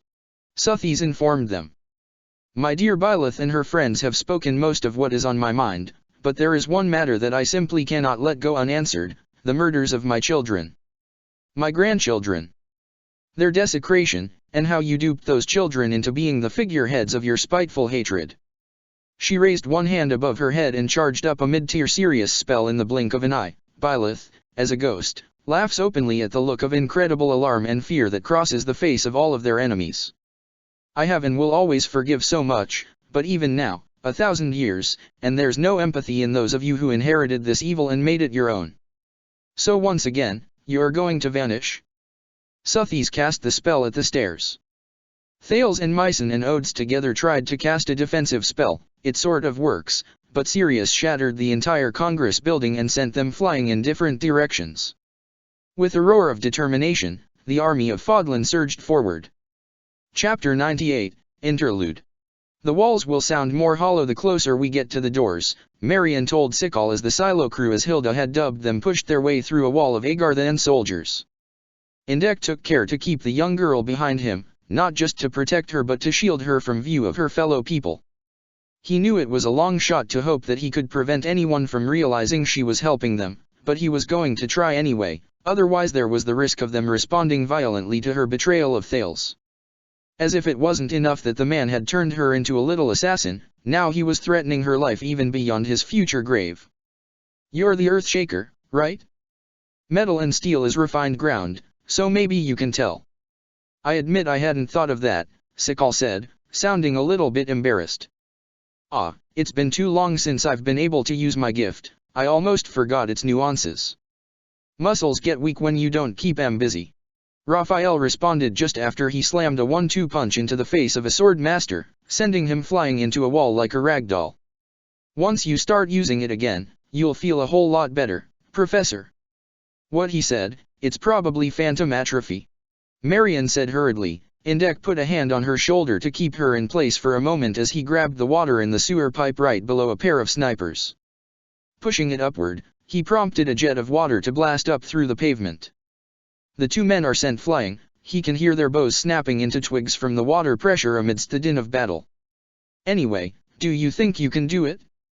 So if there's people waiting to ambush us inside the silo, we're ready for them. It's entirely within my ability, Sikal promised her. He pushed his magic deep into the floor, warping it so it formed sinkholes beneath two different groups of enemies. This caused a number of brawlers to tumble haplessly into a warped bowl, allowing a net and flame to come to the edge and unleash a barrage of spells on them unimpeded. "Be careful, Sethleen." "I'm fine, father," his precious niece retorted, as much indignant as reassuring. Despite the situation, Indek can't help but chuckle at that. "Do as she bids you. We're almost there." There being what Indek surmises to be the far northeast corner of this floor. He'd visited Shamhala, far back before the cataclysm, but the building as it is now is basically unrecognizable. He remembers the floors being far more colorful, with textiles and tapestries and mosaics and sculptures and flower arrangements every which way you looked. The walls had been painted with scenes of Agartha's history, and the houses had been far more personalized. Stepping inside the city again after 1,000 years had been a shock. He had hardly expected it to look the same, but the sheer degree in which it had been hollowed out and scraped bare had caught him off guard. The culture that had once existed here was extinct, even though the psychotic drive of those who had lived within to preserve themselves for a glorious return to the surface was completely undimmed by the year. Thales and his many predecessors must have torn down everything but the bare bones to continue the city's existence with as little scavenging to the surface as possible. Indek couldn't understand it. They had held their culture and their progress as so sacred they were willing to kill his mother over it and destroy the whole world, yet they destroyed it with their own hands to avoid having to breathe the same air as the civilizations that came to be in the land they abandoned. He wondered if the techniques used to create those lovely things had been kept, or if they were discarded as not useful to the war effort. Atra mentioned they had a library.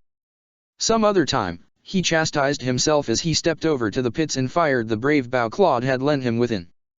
The arrows slam into the arms and throats of the snipers trying to take out the two girls, allowing them to move forward to catch up with Hilda, Balthus, Petra, and Ingrid. Then he turned on his heel and moved back in Marion and Linhard's direction. "I'll save my complaints for later," Linhard said through gritted teeth as he cast Ragnarok at a fortress knight, melting him within his armor. Indek could see how the boy's face turns green. For him, killing had plainly never gotten any easier for the young bishop. He paused in his step and gently squeezed his shoulder reassuringly. "If you mourn when this battle is over, no one will give you ill credit for it," he told him. Linhard shook his head. "No, I think some of them will," he muttered. Indek snorted in response. "If they do, tell me and I will deal with them," he said. "That you hold all life as precious is a point of pride, not of shame." The young green-haired boy gave him a faintly grateful look, while Marion's brow scrunched up and she mouths the words out to herself. Indek suspects that this may be the first time she'd heard such sentiments being said without a list of qualifiers attached. "Out of the way!" Balthus yelled, launching his magical punch into a great knight then a fortress knight who had been harrying Hilda. With them out of the way, Hilda bolted forward into the midst of swung the massive axe they'd made from Dagon's bones and slammed it into the ground, creating a firestorm around her and that cluster of enemies, consuming them whole. Was that his shoulder blade they used for that particular blade? Or was it one of his wings?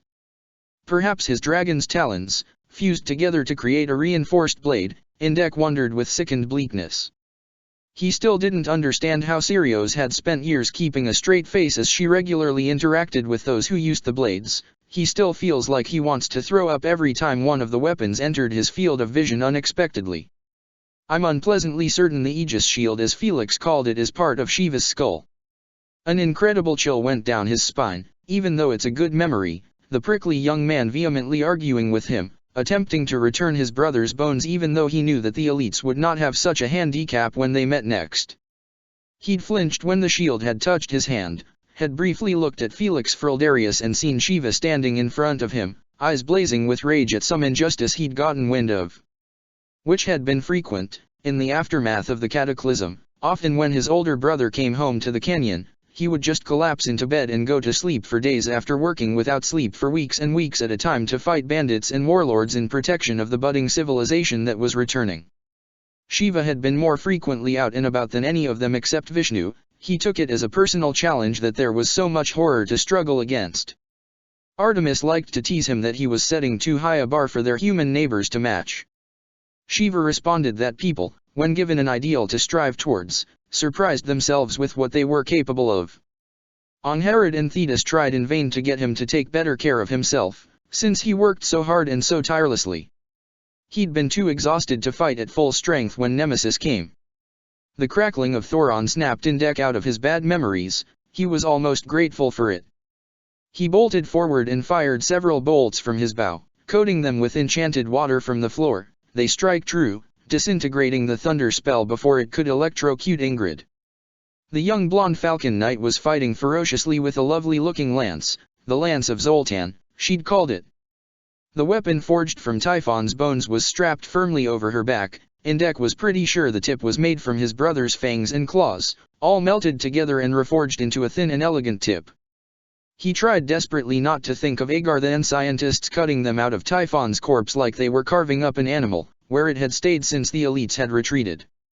Even though it gave her more power, the ability to strike with magic like the weaker Levin swords, she was using the cold Wutz steel instead, refusing to use it unless it was absolutely necessary. These children were so stubborn. And so brave. I'm glad I met you. Indek glanced to the side to keep an eye on Marion, who's skittering from one alcove to another, clutching the poisoned dagger in whitened knuckles. He's forced to grab the drain water and divert another Thoron a second later. I do hope you're targeting me and not the child behind me. Otherwise I am going to have to drown you rather than simply shooting you dead, he thought, livid, as he spun again and promptly found the Dark Warlock standing on top of a nearby house. Kicking the lid of the sewer drain up, Indek bounced a violet jet of water off it and struck the man square in the chest, throwing him from his perch. There's an almost comical crashing sound that follows, along with a couple people pausing to stare at him. Indek curved the water jet around the building and crashes it into the sniper's spotter, getting rid of him as well. Are we close? Annette yelled frantically. She was frantically casting Cutting Gale after Cutting Gale at a pair of sword masters, forcing them back and back until she broke through their discipline and sent them flying into a wall. Yes. I can feel the size of the silo room from the vibrations in the walls and floor. Sikal shouted. Marion, where are the doors? I'm coming, I'm coming. Marion protested indignantly. Watch out for the Viscum, you lunatics, it's still active. As if heralded by her words, a blast of magic hurtled down from the ceiling and almost impaled Raphael through the shoulder and stomach. Sikal stamped his foot on the floor, and a stump of metal ejected the tall bruiser from where he'd been standing to a few yards away, saving him. The blonde crashed to the ground with a startled yelp, rolled over one shoulder and vaulted back to his feet all in one go, hurtling himself forward to pummel a sniper taking aim at Flane into submission. Ingrid blocked a sword master on the length of Zoltan's lance, forced it aside and stabbed him through the shoulder. The man screamed in pain and Ingrid promptly kicked him off the length of her weapon, sending him to the floor before she swung the lance in a wide arc. The blade slashed across the chest plate of the armored knight who had been attacking what he thought was her blind side. The impact throws him backwards, and seconds after the hurricane of Excalibur picks him up and flings him up toward the ceiling. Flane cheered at her success in helping, before pivoting one foot and casting Cutting Gale at a dark knight. The blast of air caused the horse to stagger and fall onto its side, crushing its rider's leg. As the mount staggered to its feet, it promptly ran off in hopes of getting away from the mage. All this allowed Marion to scuttle past various obstacles, looking out and about as she narrowed down their location and double-checked street signs. Balthus and Hilda both come down hard on a dark knight that was heading toward her, causing him to die before he could even figure out who or what had killed him. It's right across that intersection, up against the wall, Marion said sharply, waving the card that Atra had given her directly ahead of them. I gotcha, Hilda said. Finally, we've made it. It doesn't look like, whoa geez. The pink-haired girl stopped her headlong charge, spun around and ran frantically to the side. Everyone wisely followed her lead, and mere seconds later it became clear why she'd balked. A massive blade of boiling heat and fire blew through the house near them and into the floor. The source of the attack made itself obvious seconds later. The ground shudders slightly as metal feet stomped toward them, carrying a massive weight upon them. Indek looked up at the glowing lines of the Titaness, grimacing. These things are so much easier to fight in my other form, but I don't want to risk shaking the building more. Titaness. One of their ally soldiers called out somewhat needlessly, warning everyone in a decent radius to be on their guard. Suthies damn it, but I am getting really sick of seeing these things everywhere. A young woman complained, Unless Indek is mistaken, this is Hannah of Geralt's mercenaries. He's rarely seen her without her Pegasus, so it takes him a second to recognize her. And to think I considered them magnificent looking just a few floors ago. She dropped the lance she'd just broken in a fortress knight's armor and drew a levin sword from her back. It's hard to be impressed when they're trying to kill you, Annette said, running frantically in the older woman's direction. Oh, I really wish we'd been able to take our Pegasi and horses underground. This is the worst. Her voice rose to an alarmed scream as the Titaness's large body and head swiveled and focused on her and Hannah. Indek swore bitterly and called, "Sikal, help me," as he sought out the water pipes that ran through every part of the city. He drew in as much liquid as he could, forming it in the pipe directly below the Titaness. Thankfully Sikal had heard him despite the general noise and chaos, and just like in the war so long ago, they worked in concert. As the Titaness charged magic and electricity to blast Annette, Hannah, and the soldiers around them into ashes, a violet blast of water and metal both punched into its massive midsection with the precision of a drill. Sikal stormed forward and caused the metal he'd forced within the mechanical abomination to explode. The stone stomach ruptured, multiple spikes piercing through the shell from within and creating massive breaks in the magical barrier protecting it.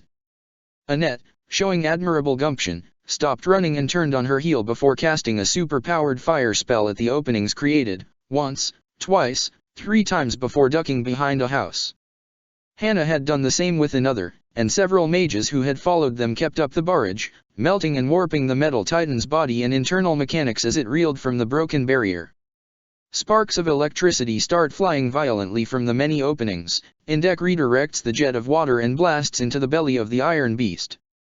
With an extra conductor, something inside the Titaness explodes, which caused a chain reaction up to the head. At that point, Raphael, swinging the axe Macule forged a few centuries ago and slicing clean through one of the legs, separating it from the body, is just a formality. Indek cringed at the crash as the deactivated Titaness fell to the floor, its systems giving out. Fortunately, this one did not cause a huge chunk of the floor to give away. "Won that," Raphael said with great cheer, rallying the spirits of nearby soldiers, most of whom were starting to look exhausted. The capture of Shamhala was turning into a pretty brutal slog, with the army having to constantly adjust to its many alien defense systems, and Indek considered it remarkable that they had kept together despite everything Thales was throwing at them. He admired how Raphael could see that and keep them focused. "Thanks for that," Annette wheezed when Indek caught up with her. She'd dropped to one knee thanks to a painful stitch in her side. He gently took her arm and helped her stand up, letting her lean on him until Linhard was able to cast physic on her. "Geez, it's amazing I haven't gotten squished without Professor Byleth around to bail us out." "You are far too hard on yourself, Annette," Indek said chidingly. The orange-haired girl worked almost as hard as Macule did, without centuries to build up a tolerance for pushing oneself to the limit. "You've done marvelously." He carefully avoided looking at the hammer. He can see the crest of Frere's dragon skull and how it had been hammered into a shell around the end bone of his tail. An awful feeling of nausea still rolls in her stomach as Annette takes it in hand again. He just manages to smile for her when she blushes. "Please tell me they won't have another one of those inside the Dem silo," Hannah grumbled sourly as they surged toward the location that Marion had indicated. They'd dealt with the last of the defenders outside, leaving only the final room itself. "I doubt there would be enough space," Indek responded reassuringly, falling in step with Balthus, Hilda, and Flane as they run through the street they'd just been chased out of. It's a narrow passageway that leads directly up to what looks like a flat stretch of steel wall that serves as the inner shell of Shamhala's underground form. The silo's purpose is to hold the javelins first and foremost, with just enough space to allow maintenance and prevent one from detonating the one next to it prematurely. And this is a hidden room, so spacing needs to be perfect so it doesn't cut into the civilian parts of the city. Hannah finishes his explanation herself, eyes narrowing. "Small mercies. It's right here," Marion announced, skidding to a halt at a seemingly nondescript section of the wall. Ingrid and Petra stop at either side of her, the latter hovering one hand near the younger girl's shoulder to pull her out of the way as she presses the cart against the wall in case of snipers. There's an uncomfortable pause that goes on seemingly forever, then there's a familiar beeping sound, and a square in the wall falls inward while steam bursts from the hinges of the door as it pulls back and slides out of the way, revealing a long, dark, and narrow hallway. Indek exhaled in relief. She really did find it. An incredible cheer comes up from the army around them, and Ingrid leads the way into the low light. They don't have to run long before they find the second door. Marion felt her way along the wall and clicked a hidden button within the railing that they were holding. Looking straight down reveals that they're on a steel walkway similar to the ones strung along the upper parts of the city, where the rail car systems were. Indek looked into the inky blackness below and he can just see a series of massive spikes at the ground below. A rather morbid security measure. There were sections of the walkway that looked like trapdoors, which could swing open at the touch of a button. "Watch your step," he called out in warning. Marion yelped as the ground beneath her feet gave way just as she started stepping to the right. Petra seized her by the arm and swiped the card out of the air before it or her could fall onto the spikes below. "Thanks," the girl gasped in surprise. "I forgot all about that." "It is not being trouble," Petra responded. Marion tilted her head but accepted that without a remark before swiping the card on the door's reader and punching in a number of words. "Heads up, we're headed in. Watch for the trapdoor right in front of the entrance," Marion called. The door hissed with steam, revealing itself to be a double set as they slid out of the way, finally revealing the interior of the silo. A fireball flies over her head. Marion swore and chucked a throwing knife within the room in response, followed by Petra using her bow and arrow while Flame jumped forward and cast Cutting Gale. Indek moved forward and followed them into the javelin silo, his heart jolting as the ceiling went from low to very high up and he beholds the weapons that destroyed the world. For a secret room, the javelin silo is a vast-seeming space. There are 5 different rectangular sections that house the javelins themselves, 2 of which are empty. Their payloads had been emptied into Arian Rod in Fort Merc-Eus, after all. But that still left 3 that were full to capacity, iron walkways wreathing around them like vines on the walls of the monastery. The walls of the room are covered in sensors and temperature controls and magical runes. Marion had explained that they were safety measures, to minimize the damage an accidental or unexpected denotation would do to Shamhala. Above them, the ceiling is made up of overlapping sections, a design that would allow it to fold out of the way and allow the missiles to launch at their target. Somewhere within the room was the control console, the last line of control that could launch the missiles. They had to find that in fast, then cut the power to it so it couldn't be overrode and activated by Thales. Indeka's heart chills as he gazes at the javelins, seeing them properly for the first time in so long. They're almost eerily elegant looking, slender along their length and the fins that controlled their direction smoothly curved. He still remembers what the dead world looked like, the husk that his mother had done everything to revive. He won't allow that to happen again. "Heaven have mercy," Sikal murmured fervently as they moved forward and started attacking the silo's defenders. There were far more people, scientists and fighters alike, than he had expected. But it made sense, if Thales had intended to use the javelins as a final act of spite. They still have so many. "We'll take care of them," Indek promised fiercely. "I hope Mikul isn't meeting as much resistance as this." The elevator takes Sylvain deeper underground than he ever wanted to go. It wasn't that he had claustrophobia, okay, maybe he does. Just maybe. It might sort of remind him of that one time that Miklon threw him in a well to die. He'd been trying very hard not to think of it when he took the first elevator, and battle fever allowed him to push it from his mind, but now that he knows he's in the absolute lowest point of the underground city? Oh, he couldn't ignore it. His brain immediately assaulted him with many mental images of Shamhala collapsing under the strain, burying him and everyone with him alive so deep in the ground even Suthies would have trouble getting them out. Dorothea's hand stole into his and squeezed tightly as they spill out of the elevator into a dark room. Sylvain clutched her in turn, drawing on her warmth and her steadfastness, reminding himself that he needs to protect her. She hates this, hates killing, hates war. I have to make sure she gets through this, so we can go back and live the rest of our lives in peace. His knuckles turned white on the handle of the Lance of Ruin, the bones of Suthi's son Fenrir. "This is it?" he asked uneasily. Suddenly, all the background noise of war was gone, sealed up when the elevator's door closed.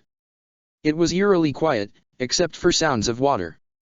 Without moving very far into the building at all, he could hear a familiar bubbling sound, steady and soft, and seemingly coming from all directions. That did not make any sense in the slightest, and yet, "There's nowhere else it could be," Saint Mikhail said shortly. Keep your wits about you.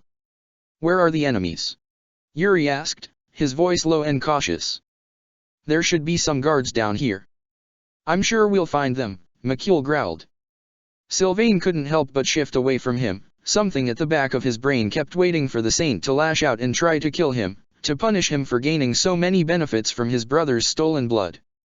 But he never had so far. He was cold, snappish, and aloof, but he'd never lashed out physically at Sylvain. No matter how many times he braced for a blow.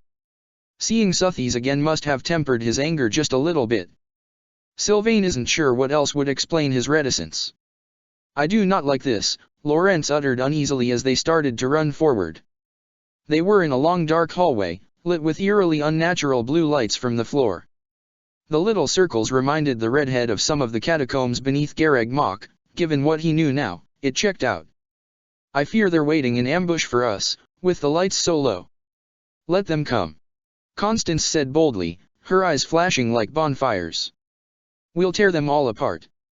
Now, let's find those frozen beds. Is there any way we can get more light down here? Ingats wondered as they hurried down the hallway.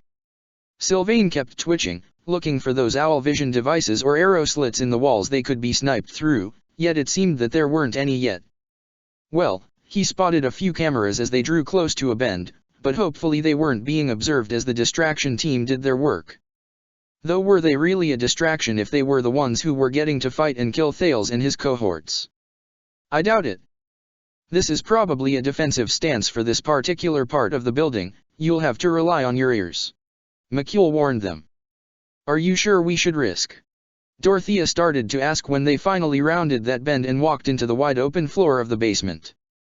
They started to spread out, several of them trying to track that water sound. Sylvain stuck at her side, just like he promised, waiting to hear her out. Whatever she was thinking, however, she didn't get to finish it.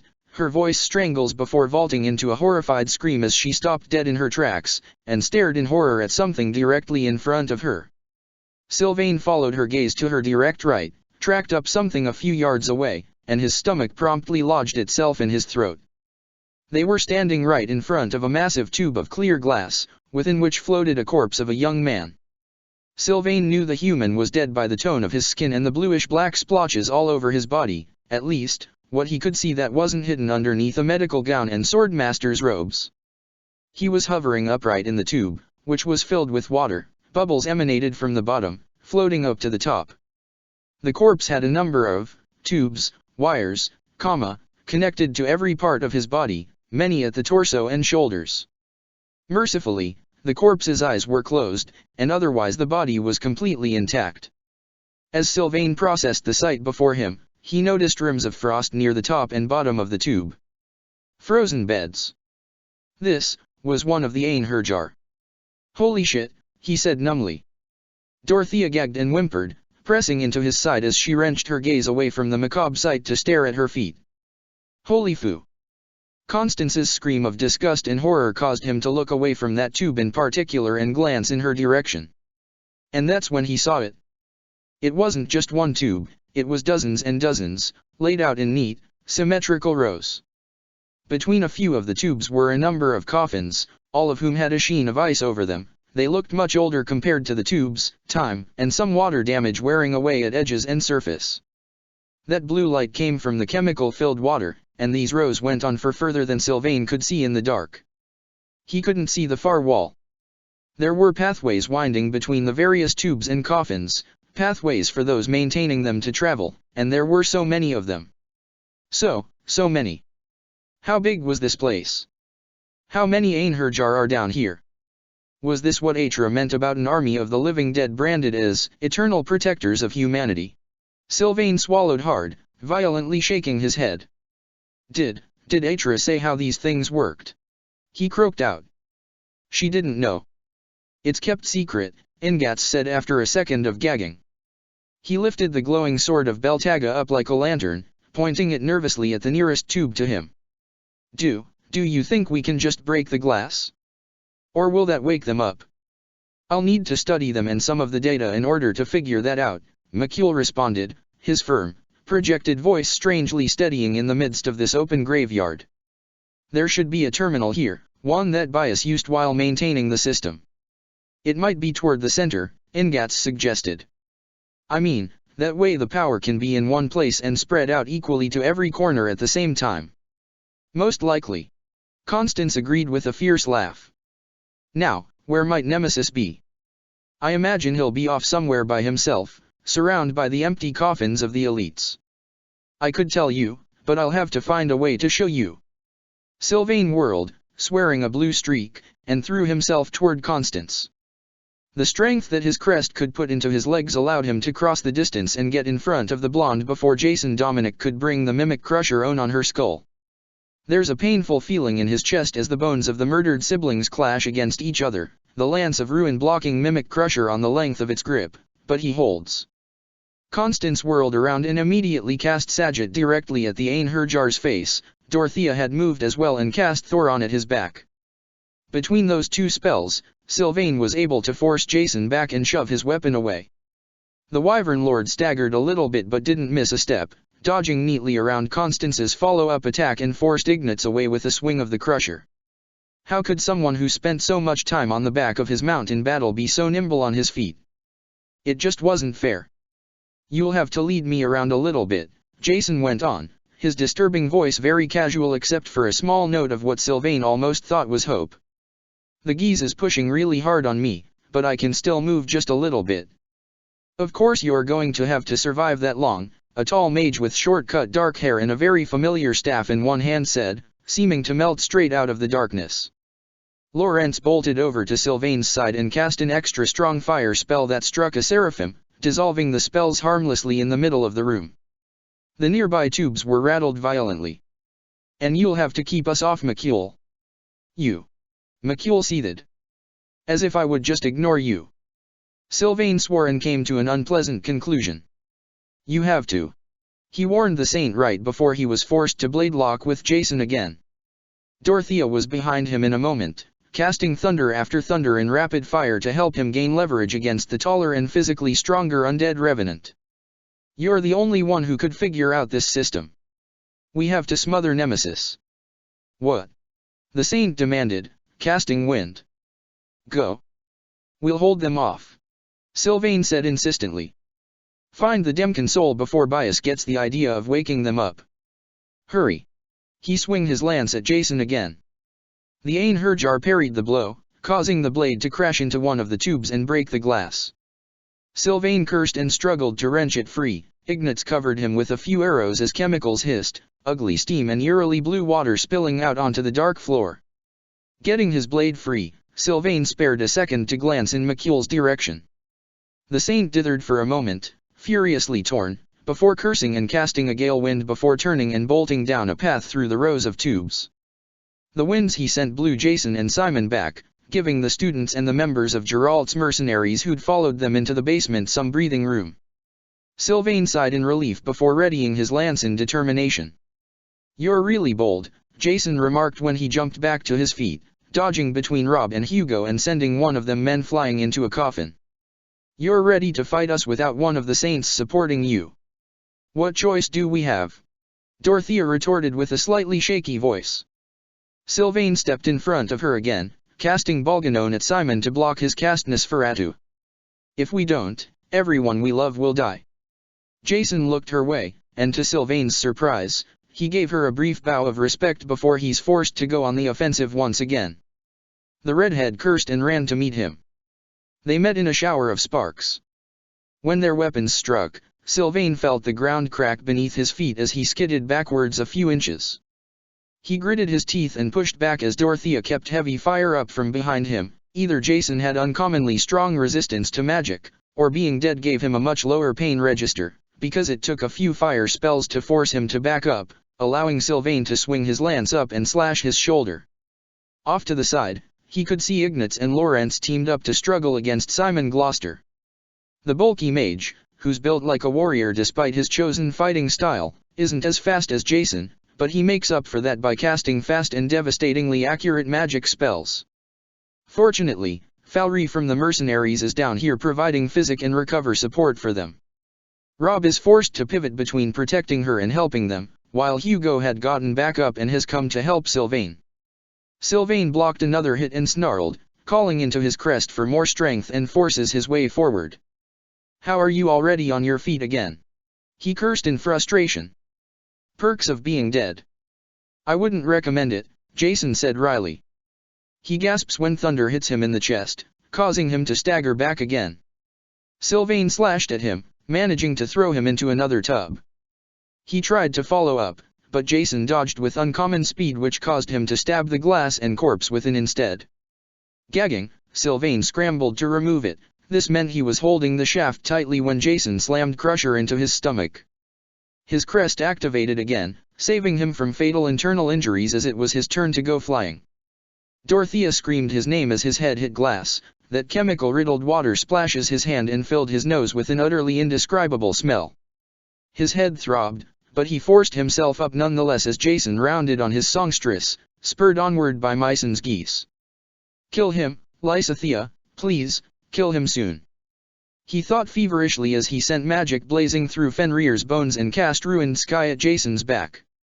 The blow sent him rolling across the floor, Rob charging toward him to allow Dorothea time to get out of the way and to keep up the pressure.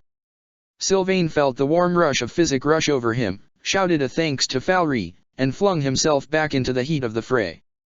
Didu couldn't help but remember the tale of the hare and the foxes when he was running across the open halls of the 5th floor. His mother had told him the story, of how a hare had lost all his children to a hunter and his foxes. In anger and vengeance, the hare had then led the foxes up the sacred mountain during a rainstorm, causing them all to die on the slippery slopes. For the hunter had forcibly removed the claws of all his hunting foxes, in order to brutally break them into obedience to him. The gods were angered by the hare's lack of compassion for his fellow broken animals, and thus struck him with lightning. After his death, the hunter merely went into the forest and caught himself more foxes, and went back to hunting. "I don't understand," he'd said with a furrowed brow when his mother finished the tale. "Why was the hare punished? The foxes killed his bunnies. The foxes were broken under the whip of their master. Killing them solves nothing," his mother had responded, brushing his hair.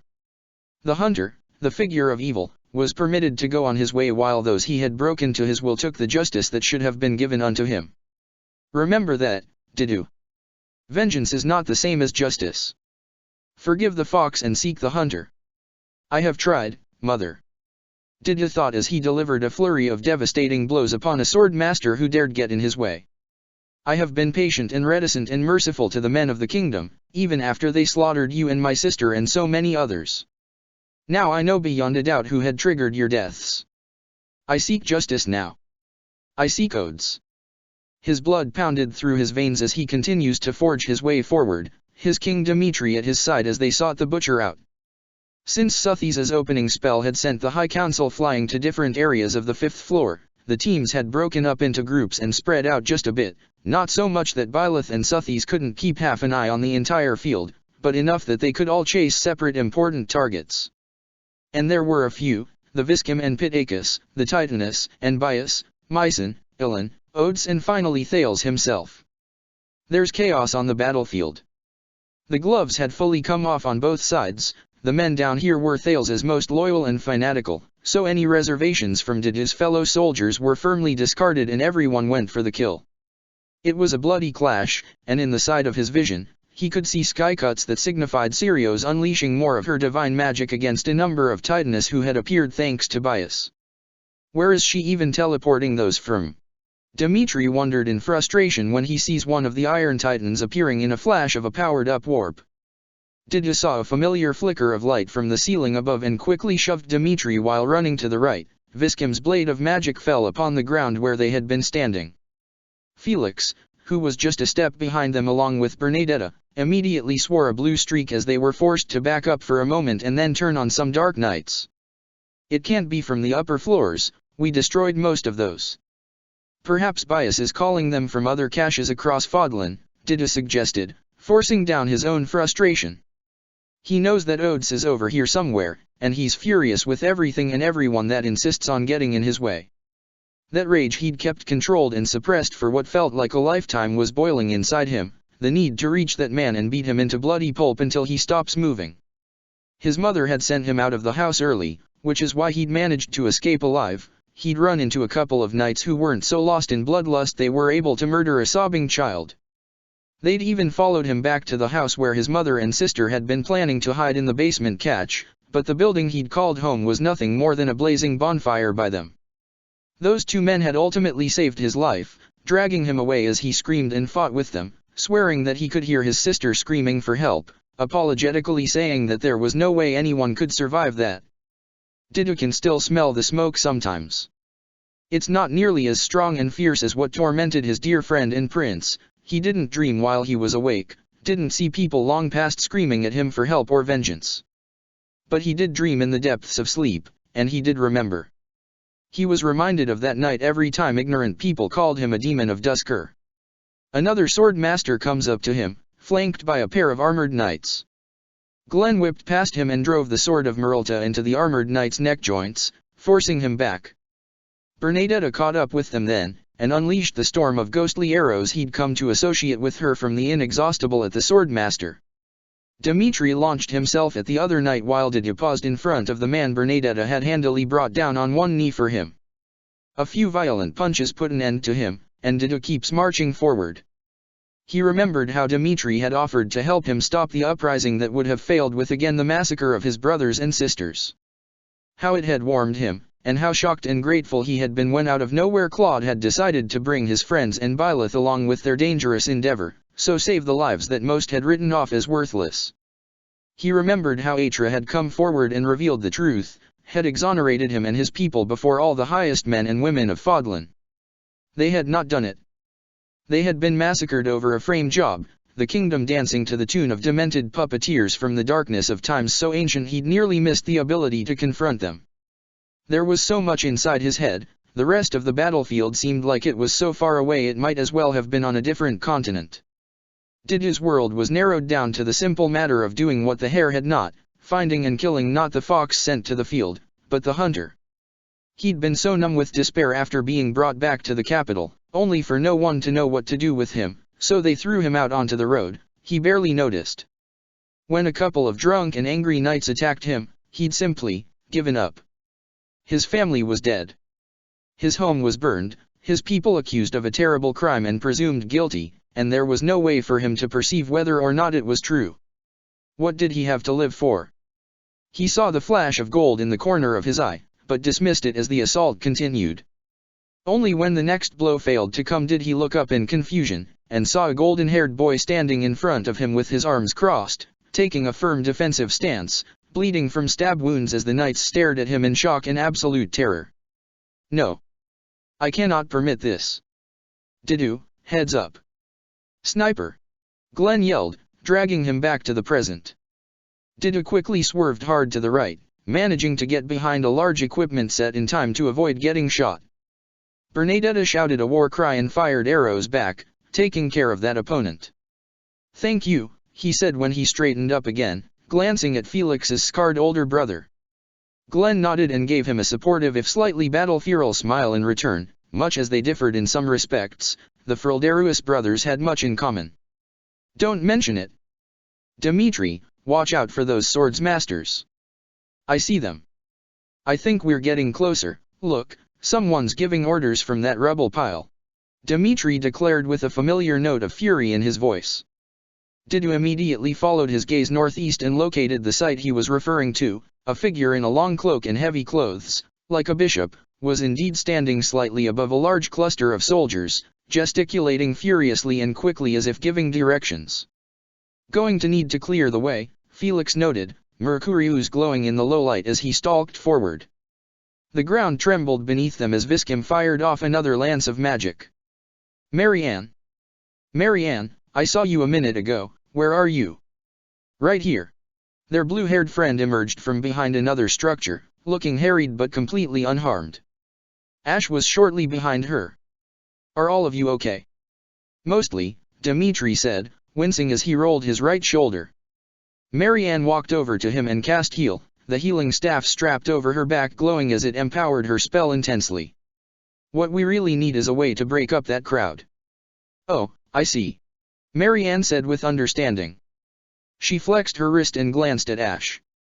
We can do that if we get a little closer, right Ash? Of course, Ash said, though he looked a little concerned. We won't be able to stay long, we have to keep moving, but we can scatter them. That's all we'll need, Diddy reassured them with a rumbling calm he didn't feel in his heart. Rage was burning him alive, demanding to be released from its chains after being imprisoned for so long. Marianne nodded and the lot of them surged forward, crossing the road and hurtling toward one of the leaders of Shamhala. It didn't take them long to get just close enough. Didu and Dimitri quickly stepped to the side to provide Marianne and Ash clear field of view. Now, Glenn urged them. Marianne nodded and magic as powerful as that which Lysithea threw around regularly burst from her hand, surrounded by a flurry of arrows from the Silver Parthia, the Thoron supercharged by Lien's crest hurtling toward the group. A whole lot of alarmed screams are cut off when the arrows curve out and strike the grounds around where that thunder spell struck home. The impact sent a dozen men flying and the rest scattering frantically out of the way, those who couldn't move fast enough catching Parthia's arrows. Grinning with bloody rage, Dida surged forward. Marianne and Ash banked off to the left, and a second later a blast of light from the arrow of Indra promptly caused Felix to do the same. "She's mine!" he shouted when Glenn protested, only to be cut off by a couple of war masters that required his attention. "I'm not going to lose to that old maiden again." "Who are you calling a maiden?" a scratchy voice demanded indignantly as Renata Frildarius stepped out of the shadows she'd been ordered to conceal herself in. "We're related, you ridiculous firebrand." Bernadetta squeaked in terror at the sight of the terrifying woman, but rallied in seconds, and chased after her fiancé as he caused the Ainher to split away and confront him rather than go to protect Odes from their charge. Glenn said a long string of remarkably colorful obscenities as he cut down one war master, then dodged between the other two causing them to punch each other in the face and drop like stones. "If you die, I'm going to bring you back to life just to kill you myself," he yelled after Felix. Dimitri briefly stalled, looking briefly in Felix's direction before murmuring a prayer and redoubling his pace toward the mound. Dida worried, he's seen for himself how dangerous Renata is when she fought a dozen of them at Palace of Inbear. But he knew he had to trust him just long enough to cut down Odes. Renata might just stop fighting once Mycen is dead. A wall of soldiers formed between them and the man on the mound as they finally reached it. Dida wasn't having it, his gauntlets flying in a blur of silver as he hammered down a war master, a sword master, and then a mage who managed to catch him with Balganon. He powered through it, despite how it hurt, thanking Claude's sharp wit in giving him and others vulnerable to magic with blessed pure water. A spell like that would have caused him paralyzing pain otherwise, but with that barrier he slammed a second punch into the mage's face, dropping him. "Odes!" he shouted at the man as he stepped over the corpse. "I have come seeking justice." "Oh, you are?" Odes responded mockingly. He was disturbingly ordinary looking, tall and not too muscular and with a forgettable face, only the hatred in his dark eyes spoke to his true character. "I don't know your face." Dida charged forward, forcing the mage to dodge out of his path. The man pivoted on one foot and jumped out of the way before retaliating with Nosferatu. The blow was stronger than that spell usually was, but Dida powered through it and managed to land one punch into Odes's face before Nosferatu threw him backward. He landed painfully on the rubble, but that was immediately followed up by physic from one of the army healers. Rocking back to his feet, he dodged out of the way of the next light spell and charged again. "I am a man of Dusker," he roared. "You murdered a friend of my people. Framed my brothers for the crime. Used the massacre of women and children merely to hide your crime. You're going to have to be more specific than that," Odes scoffed. Whether he was being deliberately obtuse or genuinely couldn't remember, Dida couldn't tell. "I think you remember that day," Glenn's voice came from the left. Odes's eyes widened and he briefly looked over at the blue-haired swordsman as he carved through a bow knight's saddle and then stabbed the archer when he fell from his mount, scaring the horse away. "I mean, why else were you so pissed to see me when I made off with some of the rebels you wanted to murder?" "You." Odes spat with absolute hatred. He immediately pivoted to face Glenn and cast Ragnarok in his direction. Incensed at being ignored, Dida lunged forward and slammed his spiked gauntlet into the man's shoulder, throwing off his aim and allowing Glenn to dodge. "You bastard! You're still here. Why won't you just die?" "To mock you," Glenn retorted with a scornful laugh. Odes shrieked something completely incomprehensible to Dida's ears. It might have been Atra's language, but it's too strangled with incredibly hateful rage for him to tell. You ruined everything. Odes raved as he rewarped a dozen yards away to put some distance between himself and the enraged war master. It was perfect. Kill the king, kill the prince, let the surfacers murder each other as the kingdom dissolves into anarchy. But no, you just had to keep surviving and got the little bastard to escape. Even though we weren't discovered, if he'd just died dash. You're referring to me? Dmitri asked sarcastically.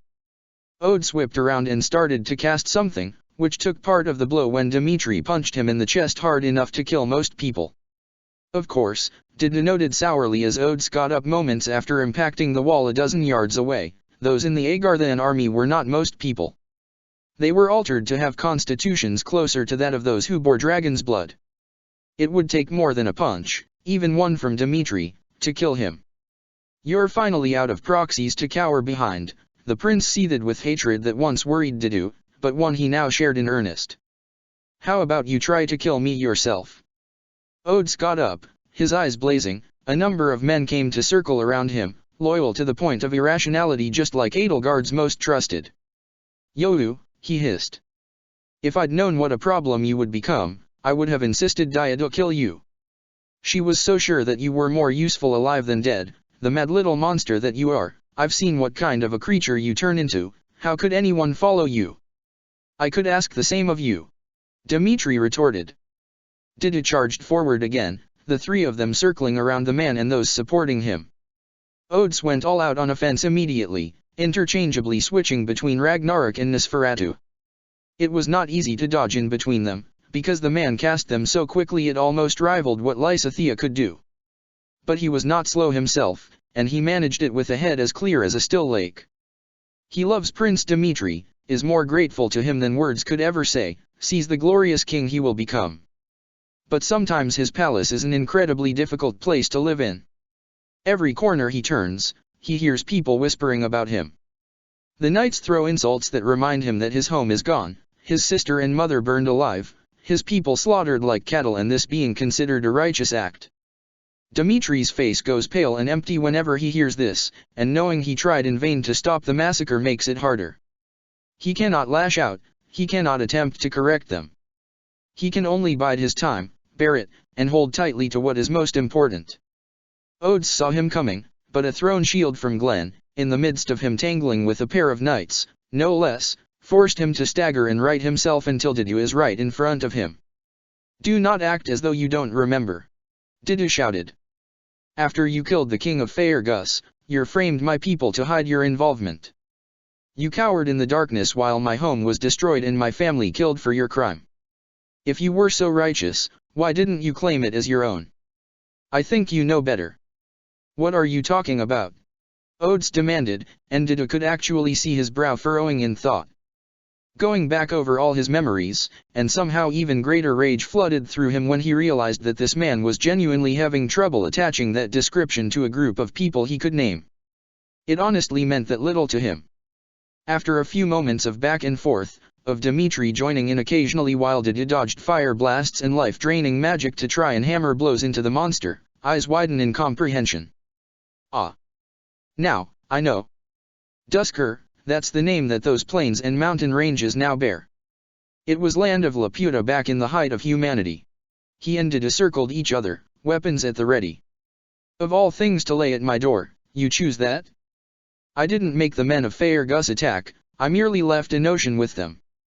They chose to commit to that slaughter with no significant input from myself or Diadu, just another sign of their savagery.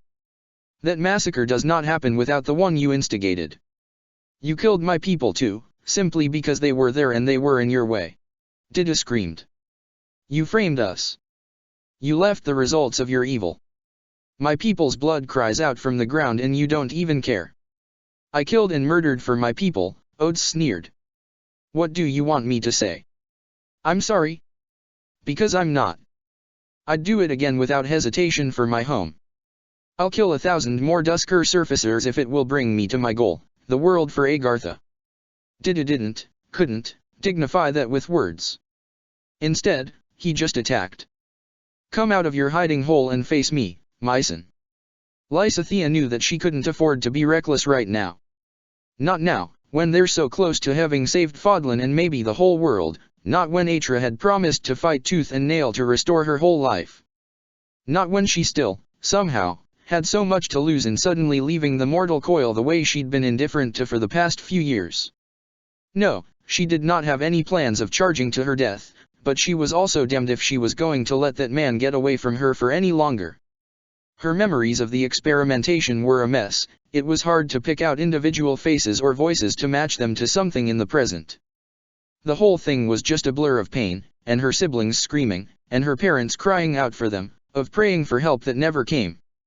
Of only one of those masked monsters treating her with dignity, and something that seemed almost like remorse.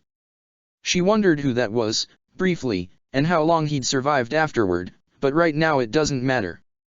Cyril shot down a sniper that was taking aim at her. Lysithea missed Maya, wished that her mount had been mentally able to enter the sickening darkness of Agartha with her, even though she does understand why she couldn't. Being able to attack from the sky and move around far faster than she could hope to on her 2 feet was something nothing else could make up for. Combing through the messy training areas, having to duck behind various bits of creepy machinery that had clearly been used until the army prospects were bruised and bleeding, and constantly having to keep an eye out for Viskim, the next thing she did after gutting her personal demon, assuming someone didn't take care of her first, was going to be to take a hard left, bust down Pittacus's door and blow up her machines. Magic ballistas are so fucking annoying. There's the sound of metallic footsteps directly ahead of them, yet another titaness there to bedevil them, which was an absolutely exhausting realization to come to. How many of these damn things do they have? Lysithea raged, ignoring the voice at the back of her brain that noted they had 1,000 years to build the magical machines. Fortunately, a number of people, including Sirios, were already on it. They had torn through its magical barriers, and now they just needed to take it apart.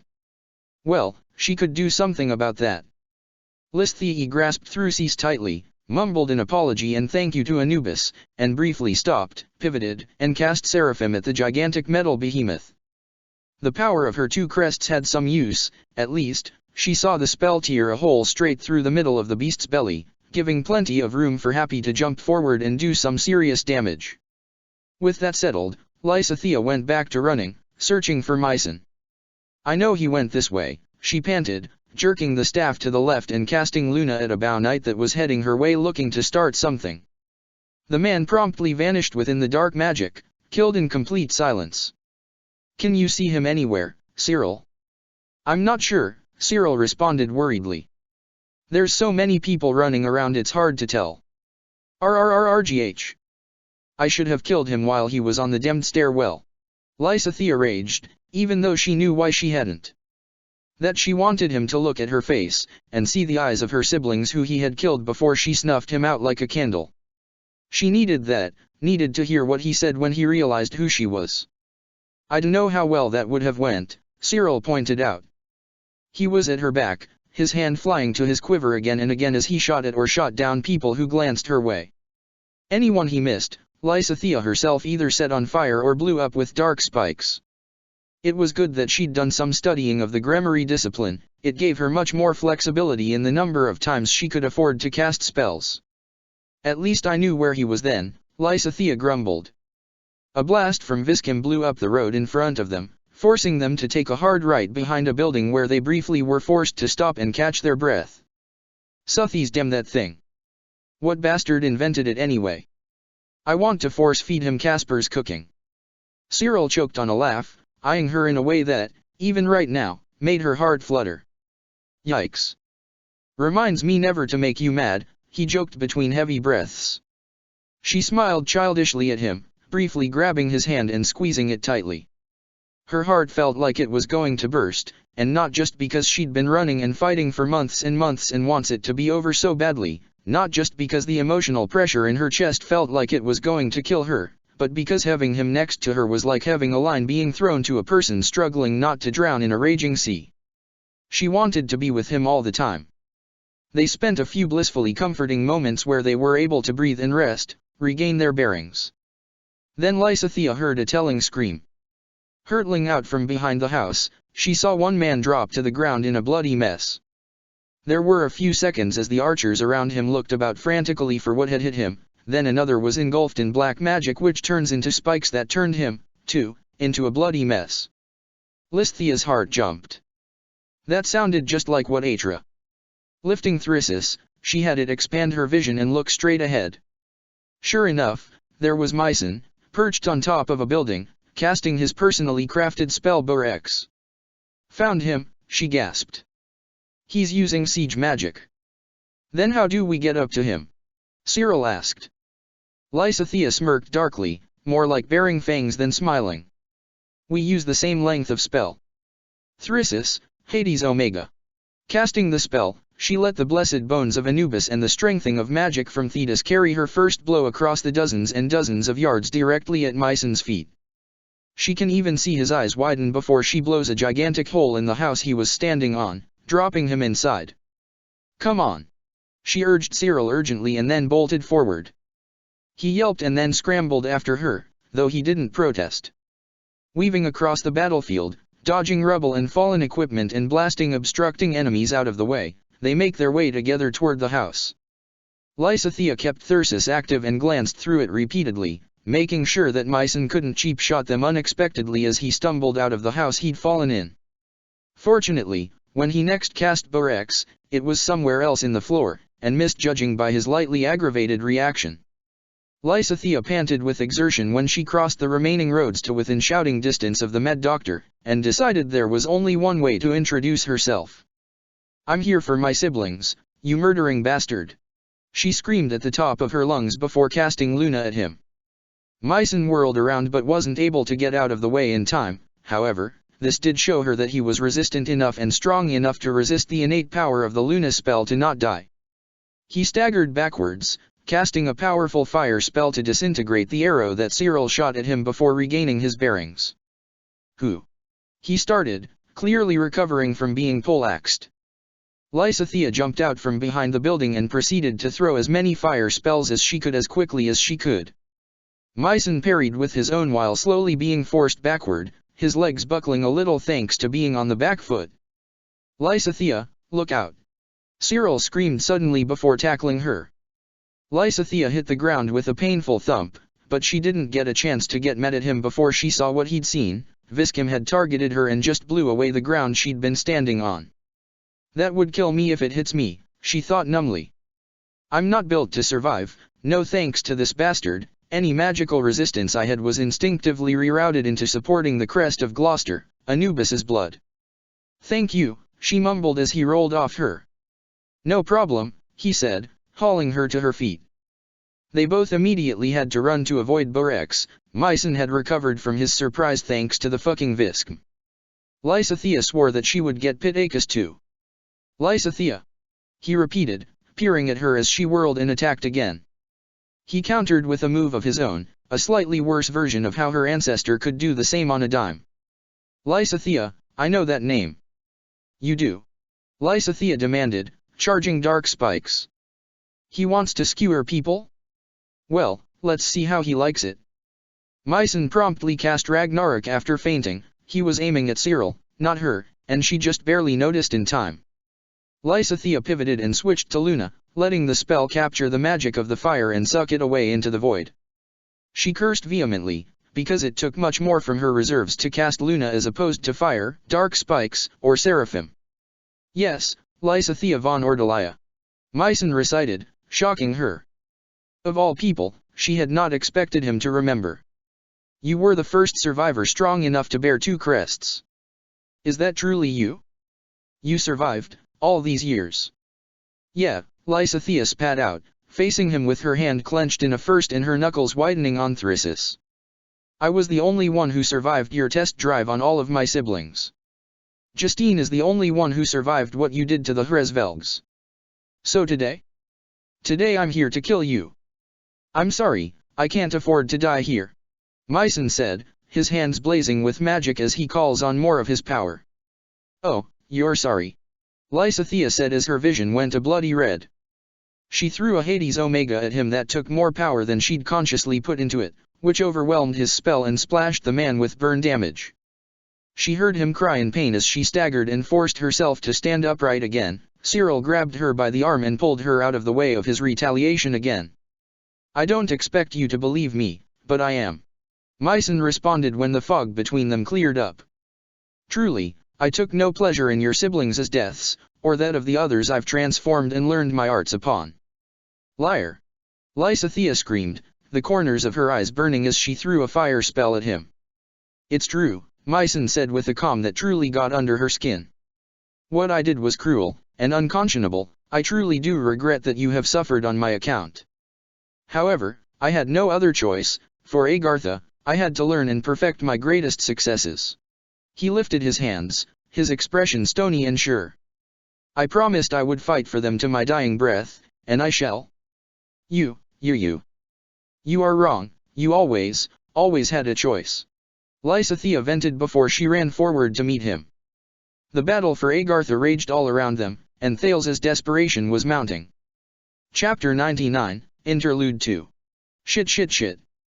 Atra didn't have a much more graceful response to Bladedid reappearing. While she didn't have the historical perspective on him that her new family did, she hadn't been raised on stories about him, had only known him as one of the faceless elite transhumans who had served under the Thief King Nemesis. She didn't have the same ingrained awe of him and his fellows that Fodlan raised did. What she did have, however, was a healthy respect for the fact that he could kill even her with a casual backhand because his strength is that fucking ridiculous.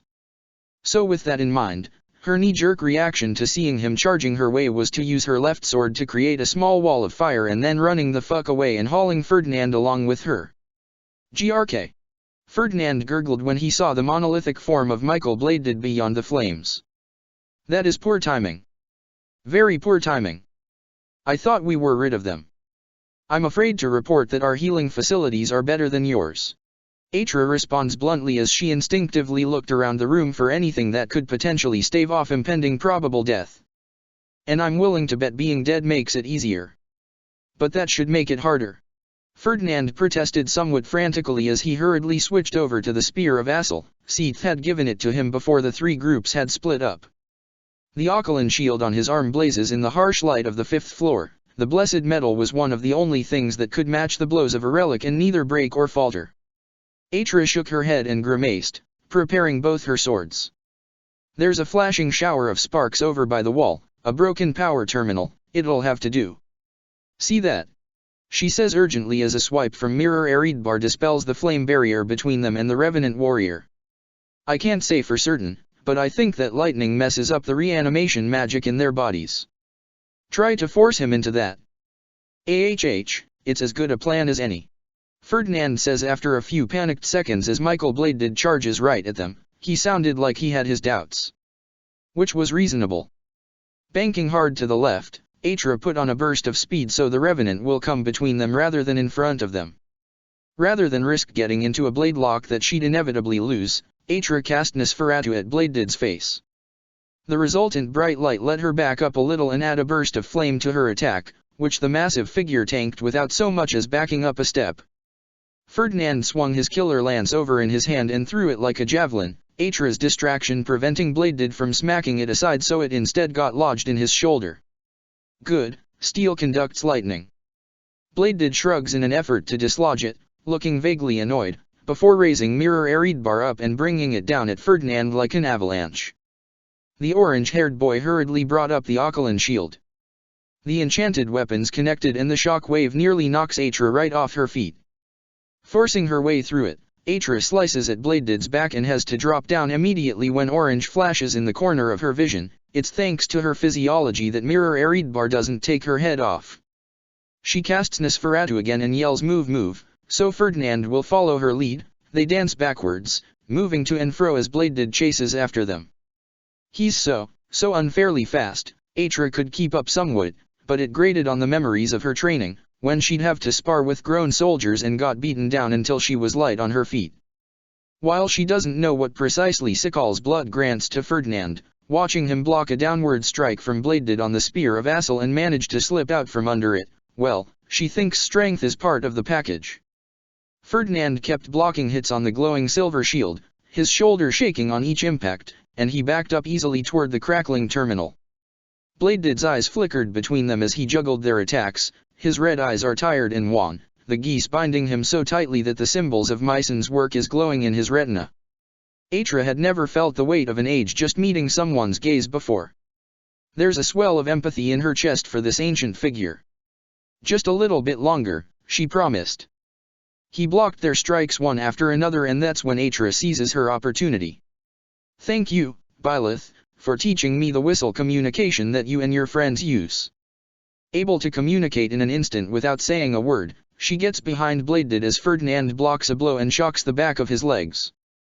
Then Ferdinand dodges his attack instead of taking it on the shield as he'd been ready to, and lets the momentum carry Bladed directly into the terminal. The air around them sears with energy like they were inches away from a dozen lightning strikes. Bladed's body seizes up, jerking unnaturally as he writhes from pain. He awkwardly moves one hand despite how his muscles are locking up and rips the lance out. Atra, go, Ferdinand urged her. You said the control room is there, isn't it? Atra briefly glanced over her shoulder. The civic building is damaged from Suthi's attack, but it had been built to be able to take a ton of punishment in case of invasion or insurrection. It's still mostly standing, and she's willing to bet the systems are all operational too. It's not too far from their position, though there's a tightness in the main square that's only halfway down, and some fighting in the streets between them. She glances back at Bladed and sees him picking up the killer lance. Cursing, she and Ferdinand dive apart so the projectile misses them and smashes through what's left of one of the cordon walls. What about him? She asks in concern. I'll have help, Ferdinand says. Atra spun around and looked over his shoulder. Sure enough, Leonie was barreling toward him, arrows flying from the Taltham bow. Aisling was right behind her, and looking past them, she could almost see Sirios. Go and raise the city, and take over the system they're speaking to their people with. It's critical. Atra wanted to argue, worried about him, but seeing that Bladed was already getting up settled the matter for her. Be careful! She yelled before turning around and running. The sound of Viskm's magic still pounding on the floor in various places made her grimace as she jumped through the hole in the wall that Michael so thoughtfully made for her. We still haven't breached the office yet, she thought warily. A swords master rushed toward her with his blade at the ready. She elegantly dodged past him, pivoted on a single heel like a dancer and stabbed him in the back with her flame sword. Wrenching the blade out, she keeps moving. Orange light flares up from the corner of the room where Pitacus is holed up protecting the Viscum. It tore apart the Titanus that had been guarding it.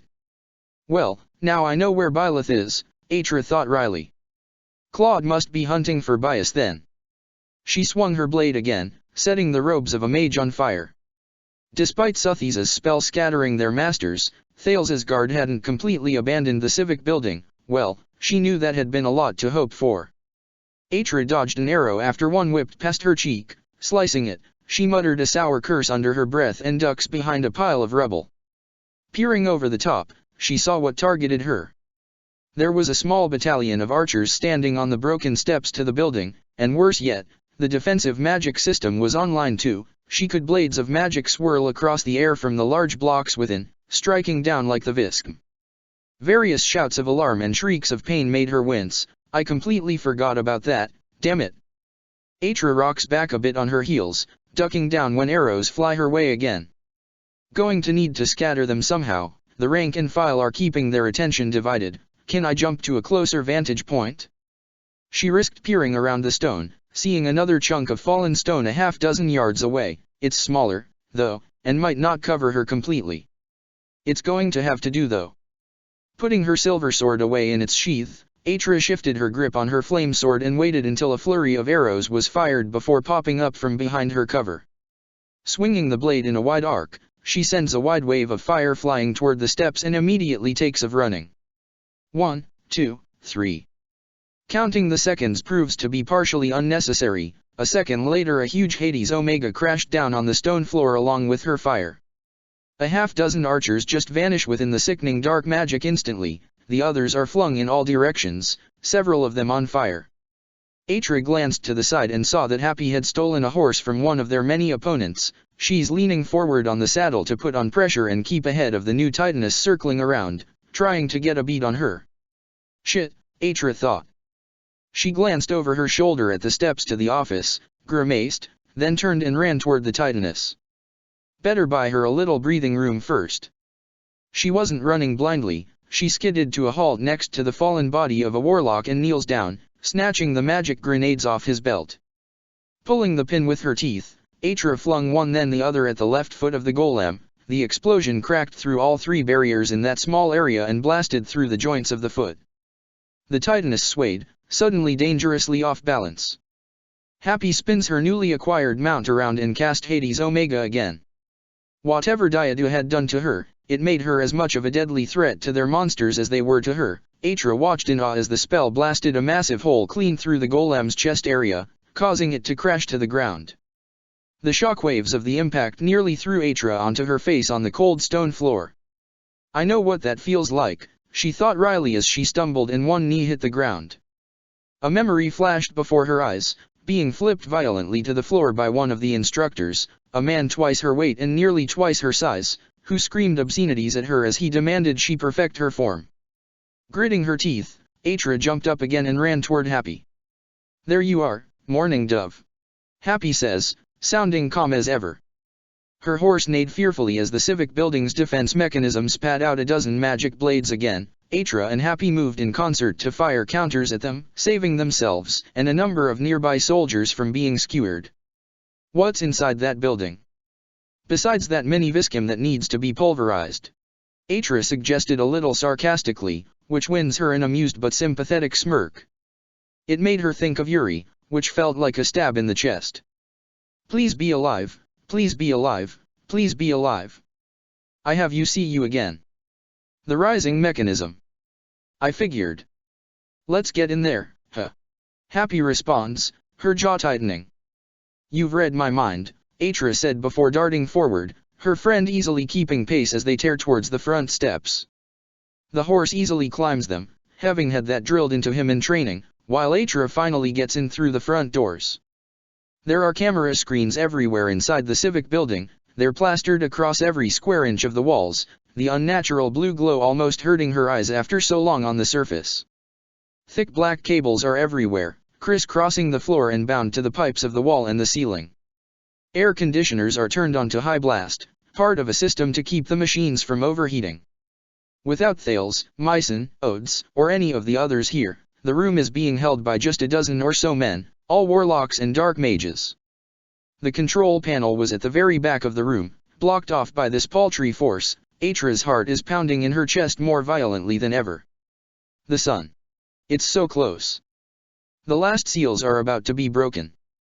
Happy's horse reared back as she cast Banshee right at the middle of the room, catching about 4 people in the mire effect.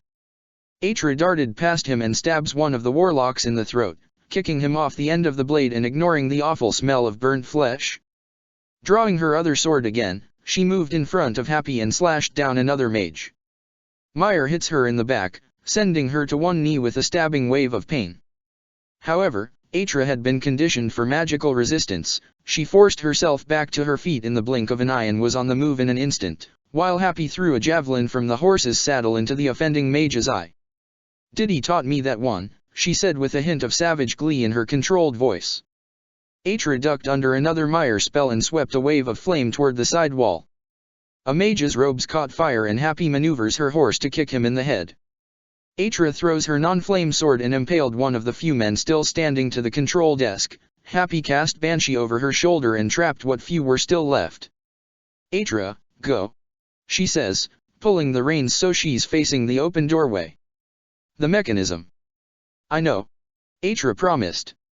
She ran straight to the front panel and wrenched her blade out of the gurgling mage's chest. He choked out a half-formed whore before she slashed his throat and put both her swords away. Placing her hands on the cool metal, Atra is briefly overwhelmed by the sheer numbers of buttons and small screens in front of her.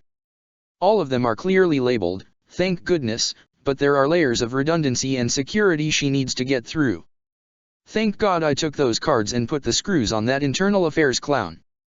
She thought feverishly as she fumbles out of the cards out of her pocket.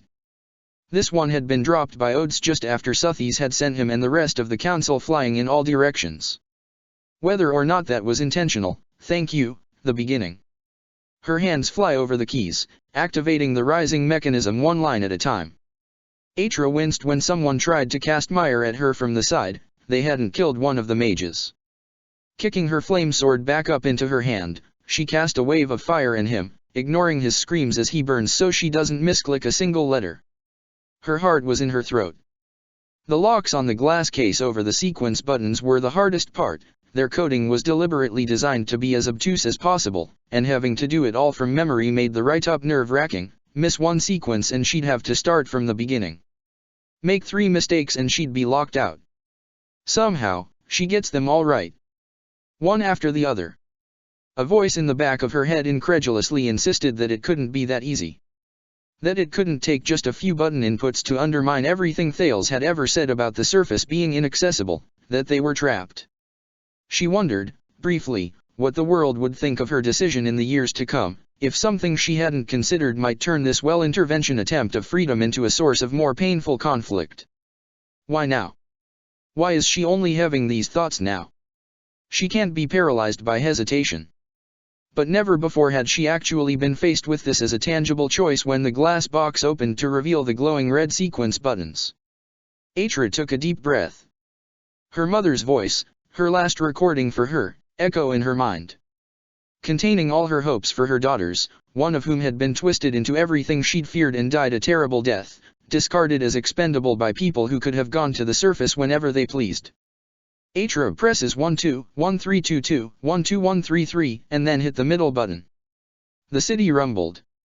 The sound of metal spikes and other mechanics retracting seemed to fill her whole world. And then they begin to rise. Sirius had never been inside Shambhala when its ascending/descending mechanisms had been used. It was something that had been added after she, her mother and her siblings had been banned from the city's walls. So she nearly falls face first on the cold hard concrete when the sirens wail. An automated voice began walking civilians through Ascension Protocol, and the way the ground was rising confused her brain for a few precious seconds. Bloody stars, she burst out as she scrambled to right herself, reorienting herself in a similar way to how she did when she took to the air in her other form. She couldn't have warned me. Fortunately for her, if she had been disoriented, Thales had a much worse reaction. His spell completely sputtered out as he stumbled and fell over backwards. Sirius cursed her own sudden lack of coordination. If she could just reach him. His rabid supporters scrambled to throw themselves in front of her. It both disgusted and appalled her, though largely she was ragingly frustrated.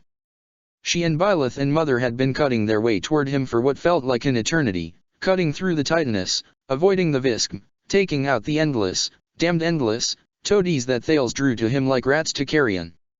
Every time they got close to him, he would rewarp somewhere else in the building and briefly erect a Zahara's barrier around himself to protect himself from their blows. The blasted coward. Finally it seemed like he was out of places to run, though. They'd been wearing him down, and the fact that Shambhala was rising had cut his legs out from under him. No no no no no no no no. Thales spits out rapid fire, the blood draining out of his unnaturally pale face as he whirled and stared at the civic building. The sheer disbelief in his voice, after a long battle of him sounding smug and belittling all her children as beasts, it gives her a huge rush of satisfaction. Impossible, that's not possible. Myson. Odes.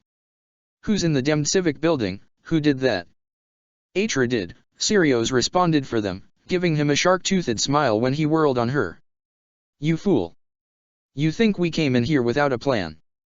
Seeing the look of comprehension dawn across the man's face, slow but intense, was a memory that she would keep forever.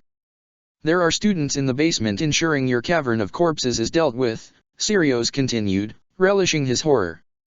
And my brother and niece along with some others are inside the missile silo in this very moment to ensure they never fire. You were so distracted by Mother that she and Atra and Khalid played you like a fiddle. So much for Agartha and superiority. This can't be happening. Thales was rambling, this isn't the time. The plan has not come to completion. I did not give permission. How dare she defy me in this way? How dare that worthless little brat undermine the sanctity of Agartha? Sirius slashed at him, so close, if only her footing wasn't so awkward. She's proud of Atra, incredibly proud, more than she could say, but she's still going to read her a riot act for not waiting until after the battle to hit that button. She is not your subservient puppet. She hasn't been for a long time, how can you still have the gall to be surprised and outraged by her decisions? Sirius asks, almost tempted to laugh. She blames Khalid. His reckless, taunting way of fighting battles is rubbing off on seemingly everyone. Even Indek. Leave my key out of this, Byleth said, as if reading her mind, as she drops to the ground next to her.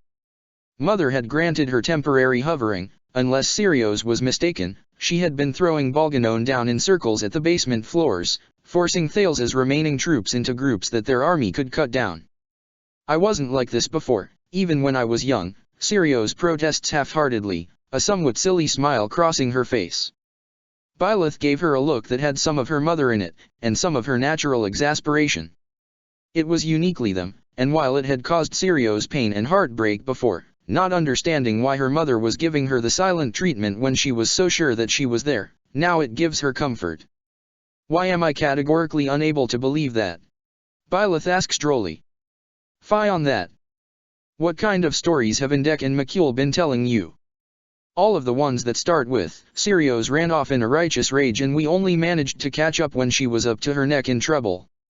Sirius huffs in indignation while swiping sword slash after sword slash at Thales, who's conjured yet another Zara's barrier to protect himself. Mother preserve her, oh, like McCule is innocent of that. Indek was constantly having to go after him when he left in the middle of the night to go attack bases miles and miles away from our camp. Byleth laughs, the sound that had been so rare is like lovely music in the horrible din of battle. Somehow I don't think I would have heard about that from him. Thales screams in pure rage and casts death at Sirius.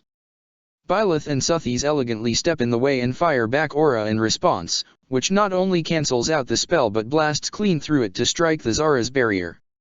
Sirius sees the cracks forming in the magic barrier and runs forward. I will never accept this. Thales rages. The people of Agartha will be avenged. The beasts will never rule the world, we cannot be defeated by mere vermin. Sirius swings the sword that McCule made for her down upon the barrier. The magic crackles and snaps underneath her blade, the resistance shuddering as Thales's magic, which has been draining through the entire battle, finally starts to give up. If you're going to speak of justice and vengeance, Sirius says through gritted teeth, this is for the children of Wilhelm, Julius, and Michael. For my siblings and their children. For my mother. The Zara's barrier shatters from the pressure she places on it and her blade slices through Thales's chest. The scream of pain that rips from his throat echoes weirdly in her ears, it had an almost dreamlike quality. She straightens up and watches as Thales crumbles to the ground, splattering blood across her chest and boots as blood poured from his chest. Thales started to say something, a dying curse, a final act of defiance, but Byleth doesn't give him a chance. As soon as Sirius knocked her to the ground, she swooped in the blink of an eye and hacked off his head with the sword of the Creator. There should have been more drama to it. Sirius isn't sure where that absurd thought comes from. This isn't one of dear Dorothea's operas, it was another one of the many bloody battlefields she'd set foot on over the years. Thales, despite his pretensions, was just another man, of course cutting his head off would kill him. And yet there's a brief moment of silence around them, as if the whole world had to take a pause to process that yes, that had in fact just happened. Just like that. I think that was to the best, Byleth says after a moment of silence, one that's interrupted by the horrified screaming of nearby Agartha and diehards. How she knew what Sirius was thinking, she isn't sure. Otherwise he would have tried to pull a fast one on us. Sirius blinked a little slowly at her. Part of her, that ugly, enraged part of her that lived in the crevices of her broken heart ever since she walked into the blood-soaked canyon, wishes that she had been able to draw out his death. That he'd be forced to suffer even a fraction of the pain that she'd lived with because of his people, to make him realize that her pain was real and that he had no right to harm her family. For a second she's indignant, wants to protest. It isn't fair that it was that easy for him. Why does he get to die in an instant? But meeting Byleth's golden green eyes and seeing a flash of concern there, hers, her mother's, both, causes a flash of guilt for those thoughts. Acting on her anger and pain for all these years had done no good, not even for herself. It was much better that they didn't risk him using some sort of dead man's switch. She could not risk Fodlan, the children here fighting so hard to end this. So she forcibly shook of the fog and cobwebs in her mind and nodded tightly. Thales is dead. She bellows, letting her voice ring through the room. Thales is dead. Then she looked around. The Ainherjar, if they're tied to Mycen and he's not dead yet dash. I know, Byleth said with a nod. Let's go find them. Chapter 100, Interlude 3. The floor lurched beneath Flane's feet. The ascending system must have hit a snag, because it suddenly stopped moving up. The strange feeling of the ground moving underneath her ceased, briefly leaving her stumbling. Oh dear, she said mostly to herself. Some mage threw a spell at her head.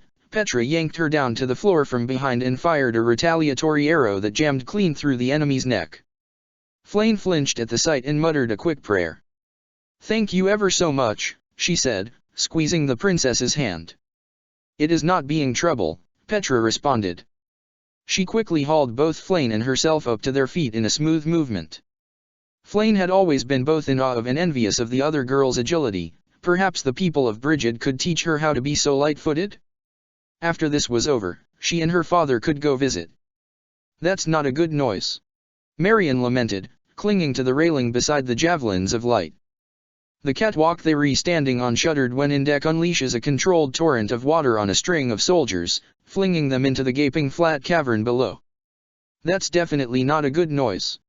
The young girl forced herself to her feet and scrambled over to the control mechanisms again. Okay, first layer of security dealt with. That's not enough. Her father warned her. Flane was forced to duck yet again under a flurry of arrows. It reminded her of Tailton, how all of Nemesis's long-ranged warriors had been ordered to target her and force her towards him. Her heart pulsed painfully in her chest and she forced the memories down as bile formed in her throat. Don't think about that, she ordered herself anxiously. Her left shoulder throbbed painfully, the scar left by the sword of the Creator flaring up. Was he awake? Had Thales or Mycen decided to let him loose regardless of consequences? The old scar hurt like when she saw Ren in the palace of the Emperor, time flickering back to the moment he'd chosen to save her and briefly pulling her out of time. She had been lucky that Ignatz had been looking out for her. Just like she'd been lucky that Byleth and her classmates had come to her rescue, like she'd been so fortunate to have friends and protectors who protected her throughout the war, only to be slaughtered by Nemesis right before her eyes on that battlefield. The scar ached, burned stubbornly, and it's making her more and more anxious, afraid for her new friends. They haven't heard anything from the distraction team since they'd split up. The general communication system is reeling off Ascension Protocol and their only phone had been destroyed early in the battle. Is he there? Has he awoken? Byleth using the sword didn't make me hurt. None of the weapons of my family make this scar hurt, Flane thought as she lurched forward, pressing her hands against Raphael's back and providing him with full healing. Uncle, please be alive. Please, please, be alive, don't let him get you. The bile in her throat was cutting off her breathing. Raphael's yell of thanks Flane, followed by him bolting forward and punching the sniper who'd nailed him until they stopped moving let her swallow hard in an effort to clear it, but the sounds of battle keep bringing it back. Flane looked around and clasped her hands together, chanting the prayer for Fortify. She caught sight of Linhard casting Ragnarok at a soldier who was attempting to smash open one of the missiles. It makes her stomach lurch in terror. Were they trying to trigger an explosion that would wipe out all of Shamhala? If one of those missiles went off in their cradle, all of them would. Balthus and Hilda were off to the right of Marian, defending her as she tried to take over the missile silo. Free Kugel flashed and burned through the air, and the smell of burnt flesh is noxious in the tightly enclosed chamber. It burned Flane's throat. Fortify, she whispered and spread her hands. The healing spell rushes out from her to her fellow soldiers. The world flashes. The smooth steel world is replaced by open air and a sky black with night, the light of dawn barely peeking over the horizon. Flane could feel dirt between her fingers, dried blood, and filth sinking into her boots as she kneels on the earth once again to heal something. Pegasi cry out as they fly over her head. She couldn't make out the voices screaming warnings to her above the general din of battle. She'd gone far out, much further than her mother would have liked if she had still been alive, but what choice did she have? She was still behind their front line, wasn't she Dash? Sethline. The world warped and an arrow whisked towards her, Flame threw herself down onto her side and suddenly found herself staring down at the bottom of the catwalk. The fins of the javelins glitter ominously. Her hair is slightly singed, a fire spell. Shaking her head, Flame pushed herself up onto her knees. A warrior is rushing her, but she raised her hand and cast the spell she'd learned thanks to Byleth's training, Excalibur. The wind spell grabbed the man and flung him away from her like a ragdoll. Flame. Be careful dash. Flame swung around 180 degrees and cast Excalibur again. The two warriors who had been coming up behind her are seized by the wind and ruthlessly flung about. They crash against the wall with a brutal cracking sound. I'm all right, she assured her father, who scrambled to a stop a dozen or so yards away from her. Please, keep them from attacking the missiles. So they are attempting to make a suicide attack on us all, Seath gasped out. He swayed to the right, avoiding a thrown javelin, before pivoting and stabbing the man who'd flung it through the chest. You won't defeat us. One man screamed fanatically, charging toward Marion. Ingrid jumped down from an upper catwalk and rammed the spear of Zoltan through his shoulder. Glory to Agartha. He was pulling something out of his pocket. Wait, she'd seen that before dash. Indek bolted forward and threw himself over the little explosive ball, containing the resulting burst of flame underneath him, preventing it from detonating next to one of the missiles. Flame still screamed and she saw Sirios fall from the sky. La Mine had struck her with bolting and then meteor, forcing her to the ground. She planted her hands together and began to pray rapidly, because even though magic couldn't kill her aunt or uncles on its own, she can't stop remembering how her father had staggered out of the battlefield, cradling her mother's body in his arms. She cast moments later and pushed out further into the field, even though Sarah and Thresh kept saying they should ferry people back and not linger this far out. Indeka's hand landed in her hair, making her yelp and snap up to meet his steady gaze. There's a burn scar on his chest, but she had healed it, and he ruffles her bangs like he did when she was a child before getting back to his feet and attacking someone behind her.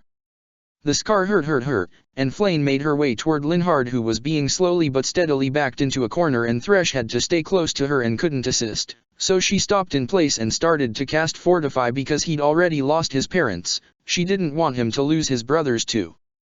The whip-like form of the sword of the Creator was getting strangely close, but it was probably just warped light, right dash? Flame cast fire at the warrior that tries to rush Linhard while he was preoccupied with a fortress knight. No, wait, it was a sniper. She blinked rapidly and shook her head. Dreaming is for when you sleep, she told herself anxiously. Linhard. She called out in worry. Thankfully, Annette rushed out of nowhere to help her, and they blasted away the remaining 3 warriors so Linhard could get out of the corner. Thanks, the green-haired boy said. His face has gone quite sickly. He must be reaching the limit of how much battle he was capable of dealing with. Flame knew it was a risk, but she still scrambled over to him and hugged him around the middle. He wasn't her descendant or anything, but he was her friend, and she knew it was the right choice when Linhard freezes for 1 second before hugging her back for dear life moments later. I'm about halfway there. I think. Marion's uncertain voice rings through the room a moment later. Linhard released her shakily. Assholes. Quit shooting at the missiles. Do you all want to die? I would die 1,000 deaths for Agartha, as should you. A soldier shrieked back. Flame glanced at the other 2 mages and they all ran back toward the middle of the catwalk. Fortunately Ingrid was already between the man and the young Agarthan, slashing him down with her lance. Keep away from her, you maniac. The blonde raged, adrenaline keeping her exhaustion at bay still. You don't get to make that choice for all of us. Flame felt the catwalk rattle beneath her feet as she walked across it to Marion. The young girl flinched when another explosion occurred. Do not let this catwalk get blown out from under us, do not let it fall, Marion muttered rapid fire as Flame placed a hand on her shoulder and healed her minor scratches and burns. Looking at the screen she'd tapping on isn't illuminating. Flame had never seen any of the magitech of Agartha in action, so the glowing light and symbols are incomprehensible to her. How close are you? Flame asked. I'm almost there. Marion promised. Her eyes are wild, both determined, and incredibly overwhelmed. Just keep them off me. Flame turned around and saw the entire east wall warp, a pipe slamming a warrior in the back of the head and dropping him. Her father emerged from the chaos, fighting off a couple of heroes, and she can see him from the hilltop, and she's so worried for him because he's used to fighting in his dragon form, but after he was so badly wounded by Nemesis he had stayed in his human form. Is the light from her grandmother's bones a lot closer than she remembered dash? Flame. Ingrid tackled her, knocking her to the floor and saving her from the arrows that had just been fired at her head. Thank you, the green-haired girl stammered as the blonde scrambled up onto her knee and grasped her hand. Be careful, they're targeting you, Ingrid said sharply before whirling around and flinging a short spear at a warlock trying to sneak up on Balthus and Hilda. I know, Flame responded raspily. After all, it wasn't the first time. Cethline, get back, get back. Sarah literally wrenched her away from the soldier she had been healing and threw her backward. She felt the ground shake and she sat up just in time to see the sword of the Creator rip her friend in half from the waist. The blood splashed against her boots and she couldn't even scream. She doesn't get the chance. Nemesis moved like a walking mountain, blacking out the sky. He towered above her, the smile on his face difficult to describe. It's vicious and victorious, his eyes burning like torches in the dark. He just walked through Thresh, fire spilling from his hands as he tossed the mangled corpse aside. He walked over to her like a living shadow. She stumbled over dead bodies as she tried to scramble away. Father, father, where are you? Help me. Flame threw a cutting gale at a pair of warlocks. They're flung over the catwalk, striking their heads on the hard steel, and crashed down to the floor far beneath her feet. The green-haired girl lurched up and grabbed onto the railings, looking down to see if they're alive. If one javelin explodes, all of them do, and tries to determine if they're still alive, feigning unconsciousness to act or just unconscious. Their bodies have been changed, they might have survived. It feels wrong, but Flame forced herself to do it anyway. She leaned over and cast multiple fire spells down on them, setting them ablaze, to ensure that they wouldn't trigger Armageddon. Nemesis moved and the searing hot blade slammed through her shoulder and into the dirt below. She couldn't scream, because it hurt so much her lungs locked up. The man cursed and chuckled throatily. The world warped and went dark and gray as the blade seared her flesh and cut deeper still. They're moving, being dragged through the mud and gore. She has to move, get away, get the blade out, but it hurts and she can't move, her limbs are so weak. They're going up, and he lifts her off the ground by the throat. I've got it, I've got it, I've got it. Marion yelled excitedly, pulling Flame back to the present like her mother lifting her out of the water, laughing gently at her attempt to catch fish with her bare hands. I've got it. It's shutting down. The sounds of the PA system are briefly interrupted by an eerily flat voice declaring that all systems were shutting down in the silo. There's an incredible grinding sound and they were moving up again. Flame yipped and stumbled over her own feet as the ground moved up. God, that was so strange. The obstruction above the city must have been removed. Come in through. Raphael yelled somewhere to her left. Flame's attention snapped toward him in time to see him pummel a warlock down into the catwalk until he stopped moving. Just give up already.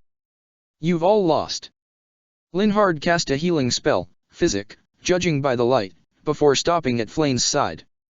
Don't go away on us just yet, please, the young bishop said, gritting his teeth. He was clearly forcing down the urge to vomit, and Flame gave him a one-armed hug as the two of them barreled toward her father and uncle. I'm sorry, Flame mumbled, shaking her head hard. Her shoulder hurts. Has she been hit there? When could that have happened? She pressed her free hand against it, but she doesn't feel blood or the gaping wound that had once been there. It just burned like it was reacting to something. Or someone. No. They'll smother him in his cradle, they have to. Don't be sorry, I understand. Linhard responded, pressing a hand against the small of her back to keep her steady. His voice intruded on her panic, dragging her back to earth. The raw tone of his voice informed her he most certainly understood quite well what she was struggling with. Just stay with us, okay? Flame nodded jerkily before throwing both herself and Linhard behind her father, who immediately attacks within deck to kill the snipers who had been targeting them. She's not sure how she sees Ren von Regen over his shoulder, how her eyes focused on him. He was a ways away, perched atop one of the valley hills, sniping and covering for his two children as they retreated from the battlefield. Their eyes meet across the distance and there's no reason Flame should think he looks shocked, but she does. She can almost see his eyes widening. The glowing bow made of Artemis's bones move her way, but it's not pointed at her. Nemesis screams in agony and drops her to the ground when Failnaugh's arrow slams into the middle of his back. This is a problem, Annette called when she ran over. Balthus and Hilda were guarding Marionette to the long catwalk while the others surround her and her family. They're going to keep coming back here to detonate the javelins, aren't they? We can't leave to go to the 5th floor. We can't leave, Indek corrected, his eyes stormy. But we've secured the room now, Sickle and I can guard this place now. Sir Hannah, can you lead them down to the 5th floor? When did I become a sir? The blonde mercenary wondered wryly, before nodding firmly. I remember the way just fine. The maps of this place are wonderfully precise. There's a faintly shark-like quality to her smirk. Will you really be okay here by yourselves? Raphael asked in concern, turning to look at the Nabateans with wide genuine eyes. Flame closed her eyes to let her friends anchor her to the present, locking her fingers together. I want to ask him why. I want to see Ren. When she opened her eyes, her head was clearer. Not by much, but she knew where she was and wasn't being pulled back. Indek gave them all a little grin. We have some experience in these sorts of battles, my friend. Don't worry too much for us. Just hurry. Her father agreed, before kneeling and giving Flame a tight hug. She buried her face in his shoulder, drawing strength from him. And be careful. Too slow. Felix leaned backwards precariously and the arrow of Indra whipped past his face. The hot blue light leaves grey patches in his vision that blur when he dropped down to avoid the second swing. Felix. Bernadetta's voice was followed by a couple arrows. It forced his ancestor just a few inches back and he swings Mercurius up to slam into the obsidian black arrow. Renata's red eyes flash when he meets her gaze. The lance hisses and Felix weaves to the right. The magic blasted a hole in the building wall behind her. Bernadetta yipped and scrambled down from the roof above as the building before it gave out from under her. Hey, eyes on me? He bit out before lashing out to kick her in the shin. She skittered backward and thrust the spear blade at his stomach. He managed to briefly catch the lance between Mercurius's blade and guard and manages to force it away. She's stronger than him. Felix was grimly aware of this, can feel his arms strain and his bones rattle whenever their weapons meet. But she's also not herself. He can see it in the way the lance whirled around her, the way her eyes fix on him to the expense of everything else. Her frustration and manic fear rang out in every clash and ring of metal. He almost wished she was afraid of him, but he knew better, knew this wasn't her at her peak and that he wasn't her equal. Damn it, McCule, haven't you crushed that coffin yet? Too slow. The blast of magic slammed into his shoulder and came precariously close to unbalancing him. Felix gritted his teeth and forcibly pivoted his leg just in time to catch himself. Mercurius healed him, as it had been doing all battle. He brings it up and blocked the arrow of Indra from coming down on his chest. Stop saying that, he barked before kicking her in the gut. Renata's shoulders shivered as the impact pushed her back, and tumbled gracefully with the momentum when he swung the blade right at her face. Bernadetta fired more arrows at her, forcing her to keep skittering backward like a swan jumping back from predator, preparing to attack again. It felt good, not having to worry about his back. Bernadetta would handle all comers, letting him focus all his focus on the opponent in front of him. It had taken a while to stop worrying that someone would attack her when he was occupied. Her presence is comforting. She's his best partner. And apparently he was going to be her prince consort because sometimes life has plans of its own. Felix definitely wasn't dwelling on that, no sir, nor on the fact that he was going to meet his father-in-law any hour now. Nope. Nothing to see here. Renata rolled to her feet and dropped into a stance like a furious tiger, raging at being locked in a barred trap. Felix blocked her uneven fighting style again and cursed Thales and Mycen. Why couldn't he see her as she was? The fighter that was an army unto herself, a graceful predator with only one superior. He could have had the truest fight of his life or a teacher as brilliant as Byleth Eisner, but instead the predator was collared and chained, her corpse manipulated by stolen magic. What would it have been like to fight her in her prime? He preferred to fixate on the chance he was robbed of than to ponder her terrible fate. Their blades locked. Renata's eyes, reddened with the light of Suthisa's blood, narrowed slightly. You pity me? She asked, faintly incredulous. NGH. Felix swallowed a curse when the arrow and Mercurius clash again. Sympathy is usually my idiot of a prince's specialty. Speaking of whom, that moron better be just around the corner, because if he catches him trying to sacrifice himself again, king be damned, he'll kill him personally. For some bloody reason, Renata's lips twitched upward for a brief second. Hedgehog, she said with a strangely amused look. The arrow twirls and then thrusts at his chest, he knocks it aside and forced the tip toward the ceiling, the magic bolt flies off harmlessly. Her expression is warped by his exhaustion to suddenly seem just like his mother's in her final days, tired, smiling weakly for him nonetheless. He forced it away with a wave of familiar anger. What the fuck is that supposed to mean? Felix demanded hotly. Renata kicked him in the shin, making his leg buckle. Bernadetta fired another volley that his ancestor has to block on the Aegis shield. Felix swiped at her legs so she has to jump backward. She weaves around in a half-circle to avoid what arrows she didn't block with the mirror Aegis shield. The ringing sound drowned out the chaotic screams and breaking armor all around them, like they were inside a snow globe. It was disorienting. All those spikes are meant to keep people out, Renata observed. Haven't you figured out by now that they will never leave you, for good or for ill? Of course I know that. Felix thought but doesn't say, his heart twisting into a knot. He hasn't seen anyone besides since he split off to keep her on the back foot. I've always known that, no matter what I did to hurt them, they always stayed. What did that say about his king? What did that say about his father? Mind your own damn business. He barked instead, slashing at her face. Renata dodged by leaning back so far he isn't sure how she kept her balance before rocking back up to her full height, her lance sweeping at his legs. He jumped over it and blocks her second strike at his chest on the Aegis shield. He can't help but remember the times he'd spar with Glenn, both in the cool training hall of their home castle and in the fields and the forests they'd traveled across fighting in this war. Glenn always smiled when he saw how Felix was fighting, always, even when he won over and over when they were young. You're so much better than you were just yesterday, he can hear the brave idiot consoling him one night when he'd broken down in frustration. You will be magnificent one day. I was like that, Renata mused as she spins around and swings her lance in an upward arc. Felix flung himself to the side to avoid the multiple jets of magic from her spear. Such a ridiculous thing for me to notice. Bernadetta squeaked somewhere behind him. It was amazing he could pick her vocalizations out of the din of battle all around them both. You were like that? Really? She asked. She yelped and fired a ghostly storm of arrows at Renata when the first Frildarius rounded on him, having stepped around Felix. He immediately rolled onto his feet again and put all his energy into kicking one of her legs out from under her. She went down to one knee. Bernadetta fired another ghostly volley, and these ones have perfect line of sight. Renata jumped to her feet, and this results in 3 magic arrows piercing through her thigh, side, and shoulder respectively.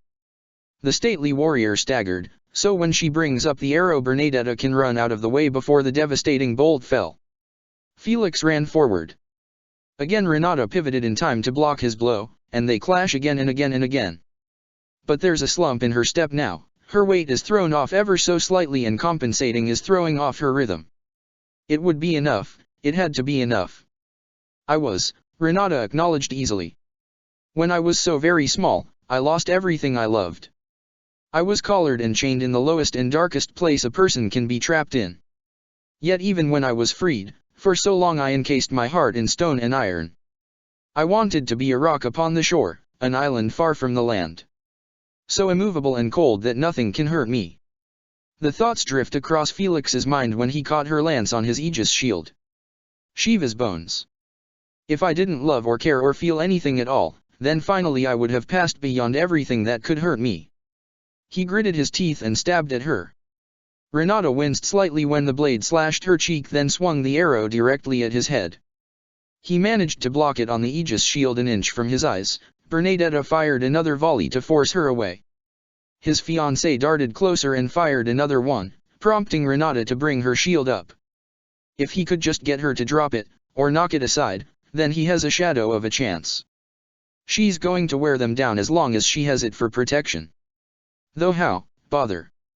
Gonna do something stupid, Felix told Bernadetta abruptly. Cover me! What? Bernadetta shrieked in protest, which didn't stop him, though it did make him feel guilty for a split second.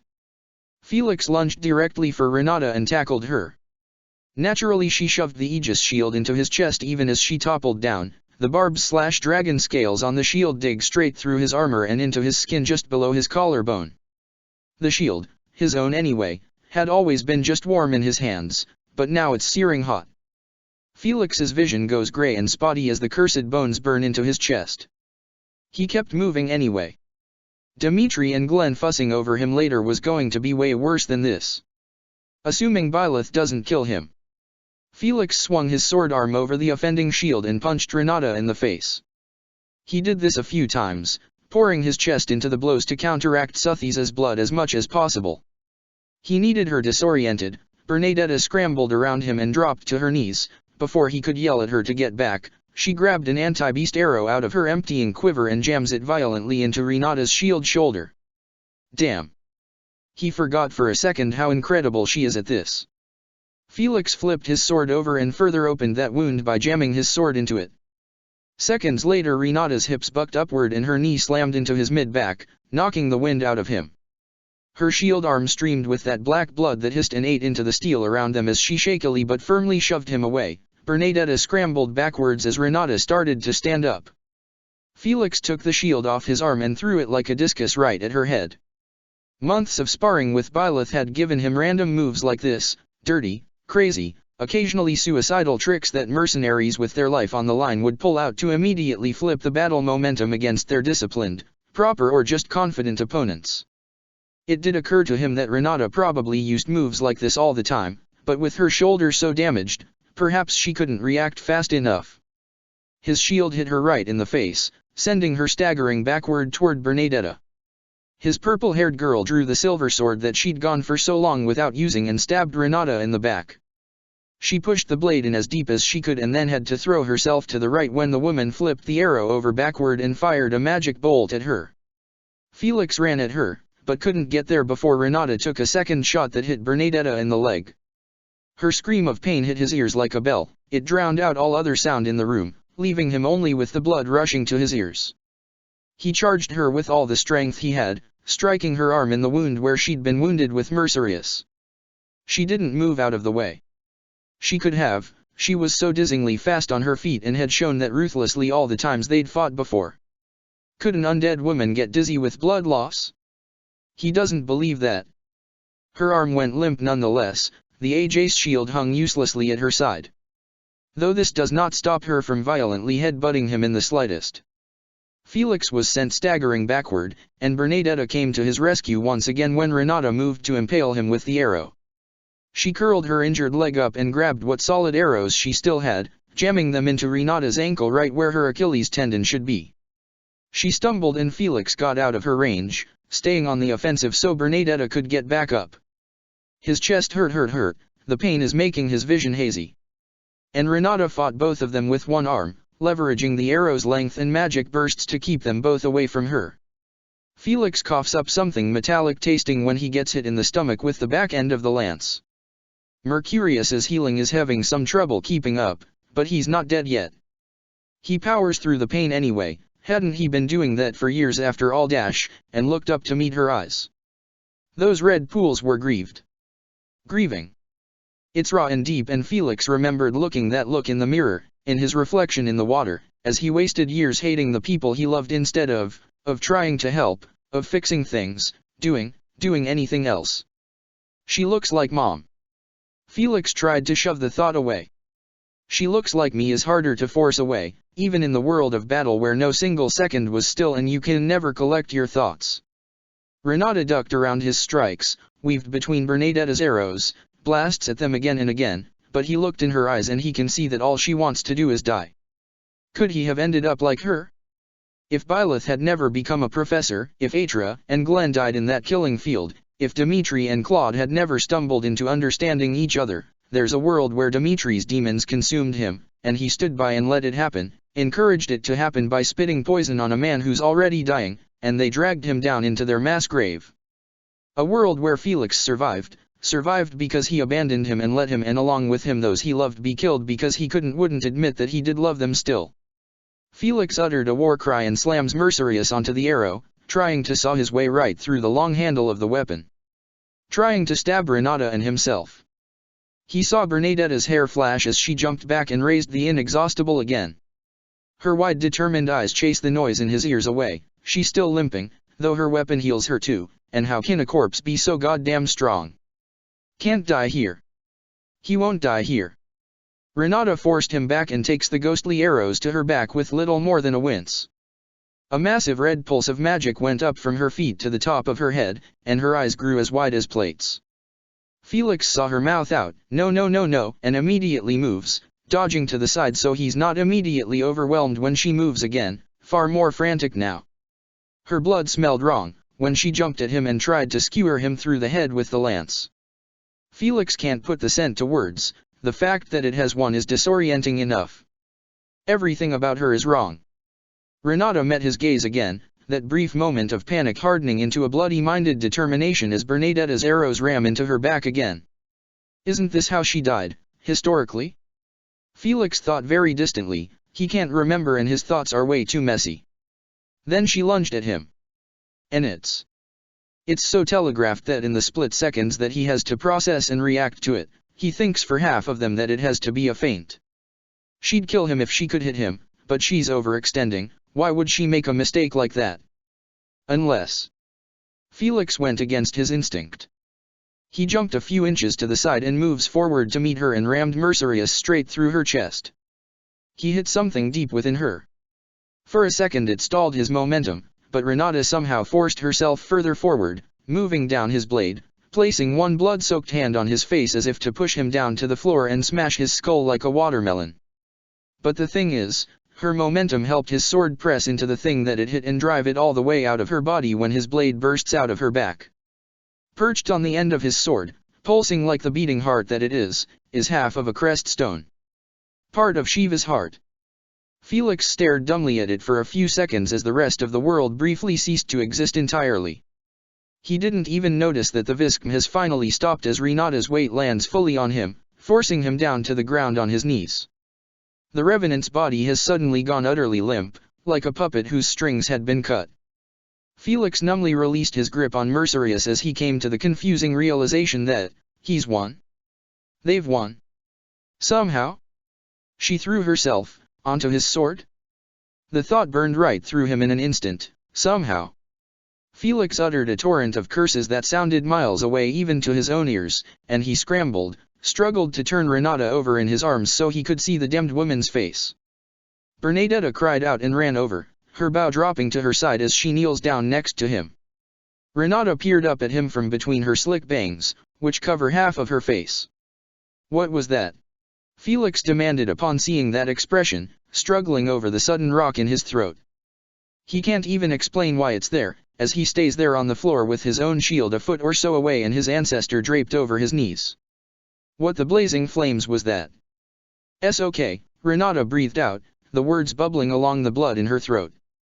Felix ducked his head lower to make sure he was hearing her right. "You improved?" "Have I?" "You threw that." "You threw." Did I?" Her voice is weirdly normal. She sounds like a living human being. The red light is draining out of her eyes. Had to make a real move. Had to try. Couldn't just give it to you. You dodged. She smiled up at him, looked proud. "You're fast as me now." "S pretty good." Why does he know that her calling him pretty good is the highest of compliments? "You left yourself open," Bernadetta interjected, her voice shaky as Felix had an apoplexy and a migraine at the same time. You gave us." Renata hums, admitting to nothing. She reached up one bloody hand and touched Felix's cheek. His mother had done just that the day that she died, hours before she passed, the last time he saw her. "Hey," she whispered through the blood in her throat. Her eyes are dark blue now. Just like his. "Don't cry for me, Felly," she coughed, still smiling faintly. "This is how it should be." "Bullshit," he responded, to just that, or everything, he doesn't know. Her eyes were amused. Said too, but she's too stubborn to not meet death with her head held high. Of course she was. Take care of your brother, she murmured. I'm sorry, she coughed again. Always, have been. The power of the crest of flames leaves her, and Renata Frildarius finally died. Felix numbly, cautiously lifted her body off of him and laid it out on the floor. He took the Aegis shield of hers carefully off her arm and hands it to Bernadetta, before laying his ancestor's arms across her chest in proper funerary fashion. Then he grabbed his own and forced himself to his feet, staring down at her. Need a torch? Or some kind of fire? He told Bernadetta. She stared at him for a second before understanding, nodding jerkily but in agreement. They couldn't guard her body and fight where they're needed. And this way they'll be damn sure she can't be dragged out of her grave again. The ground beneath them shook like an earthquake and Felix felt something come half awake. Check the description for the links to the author.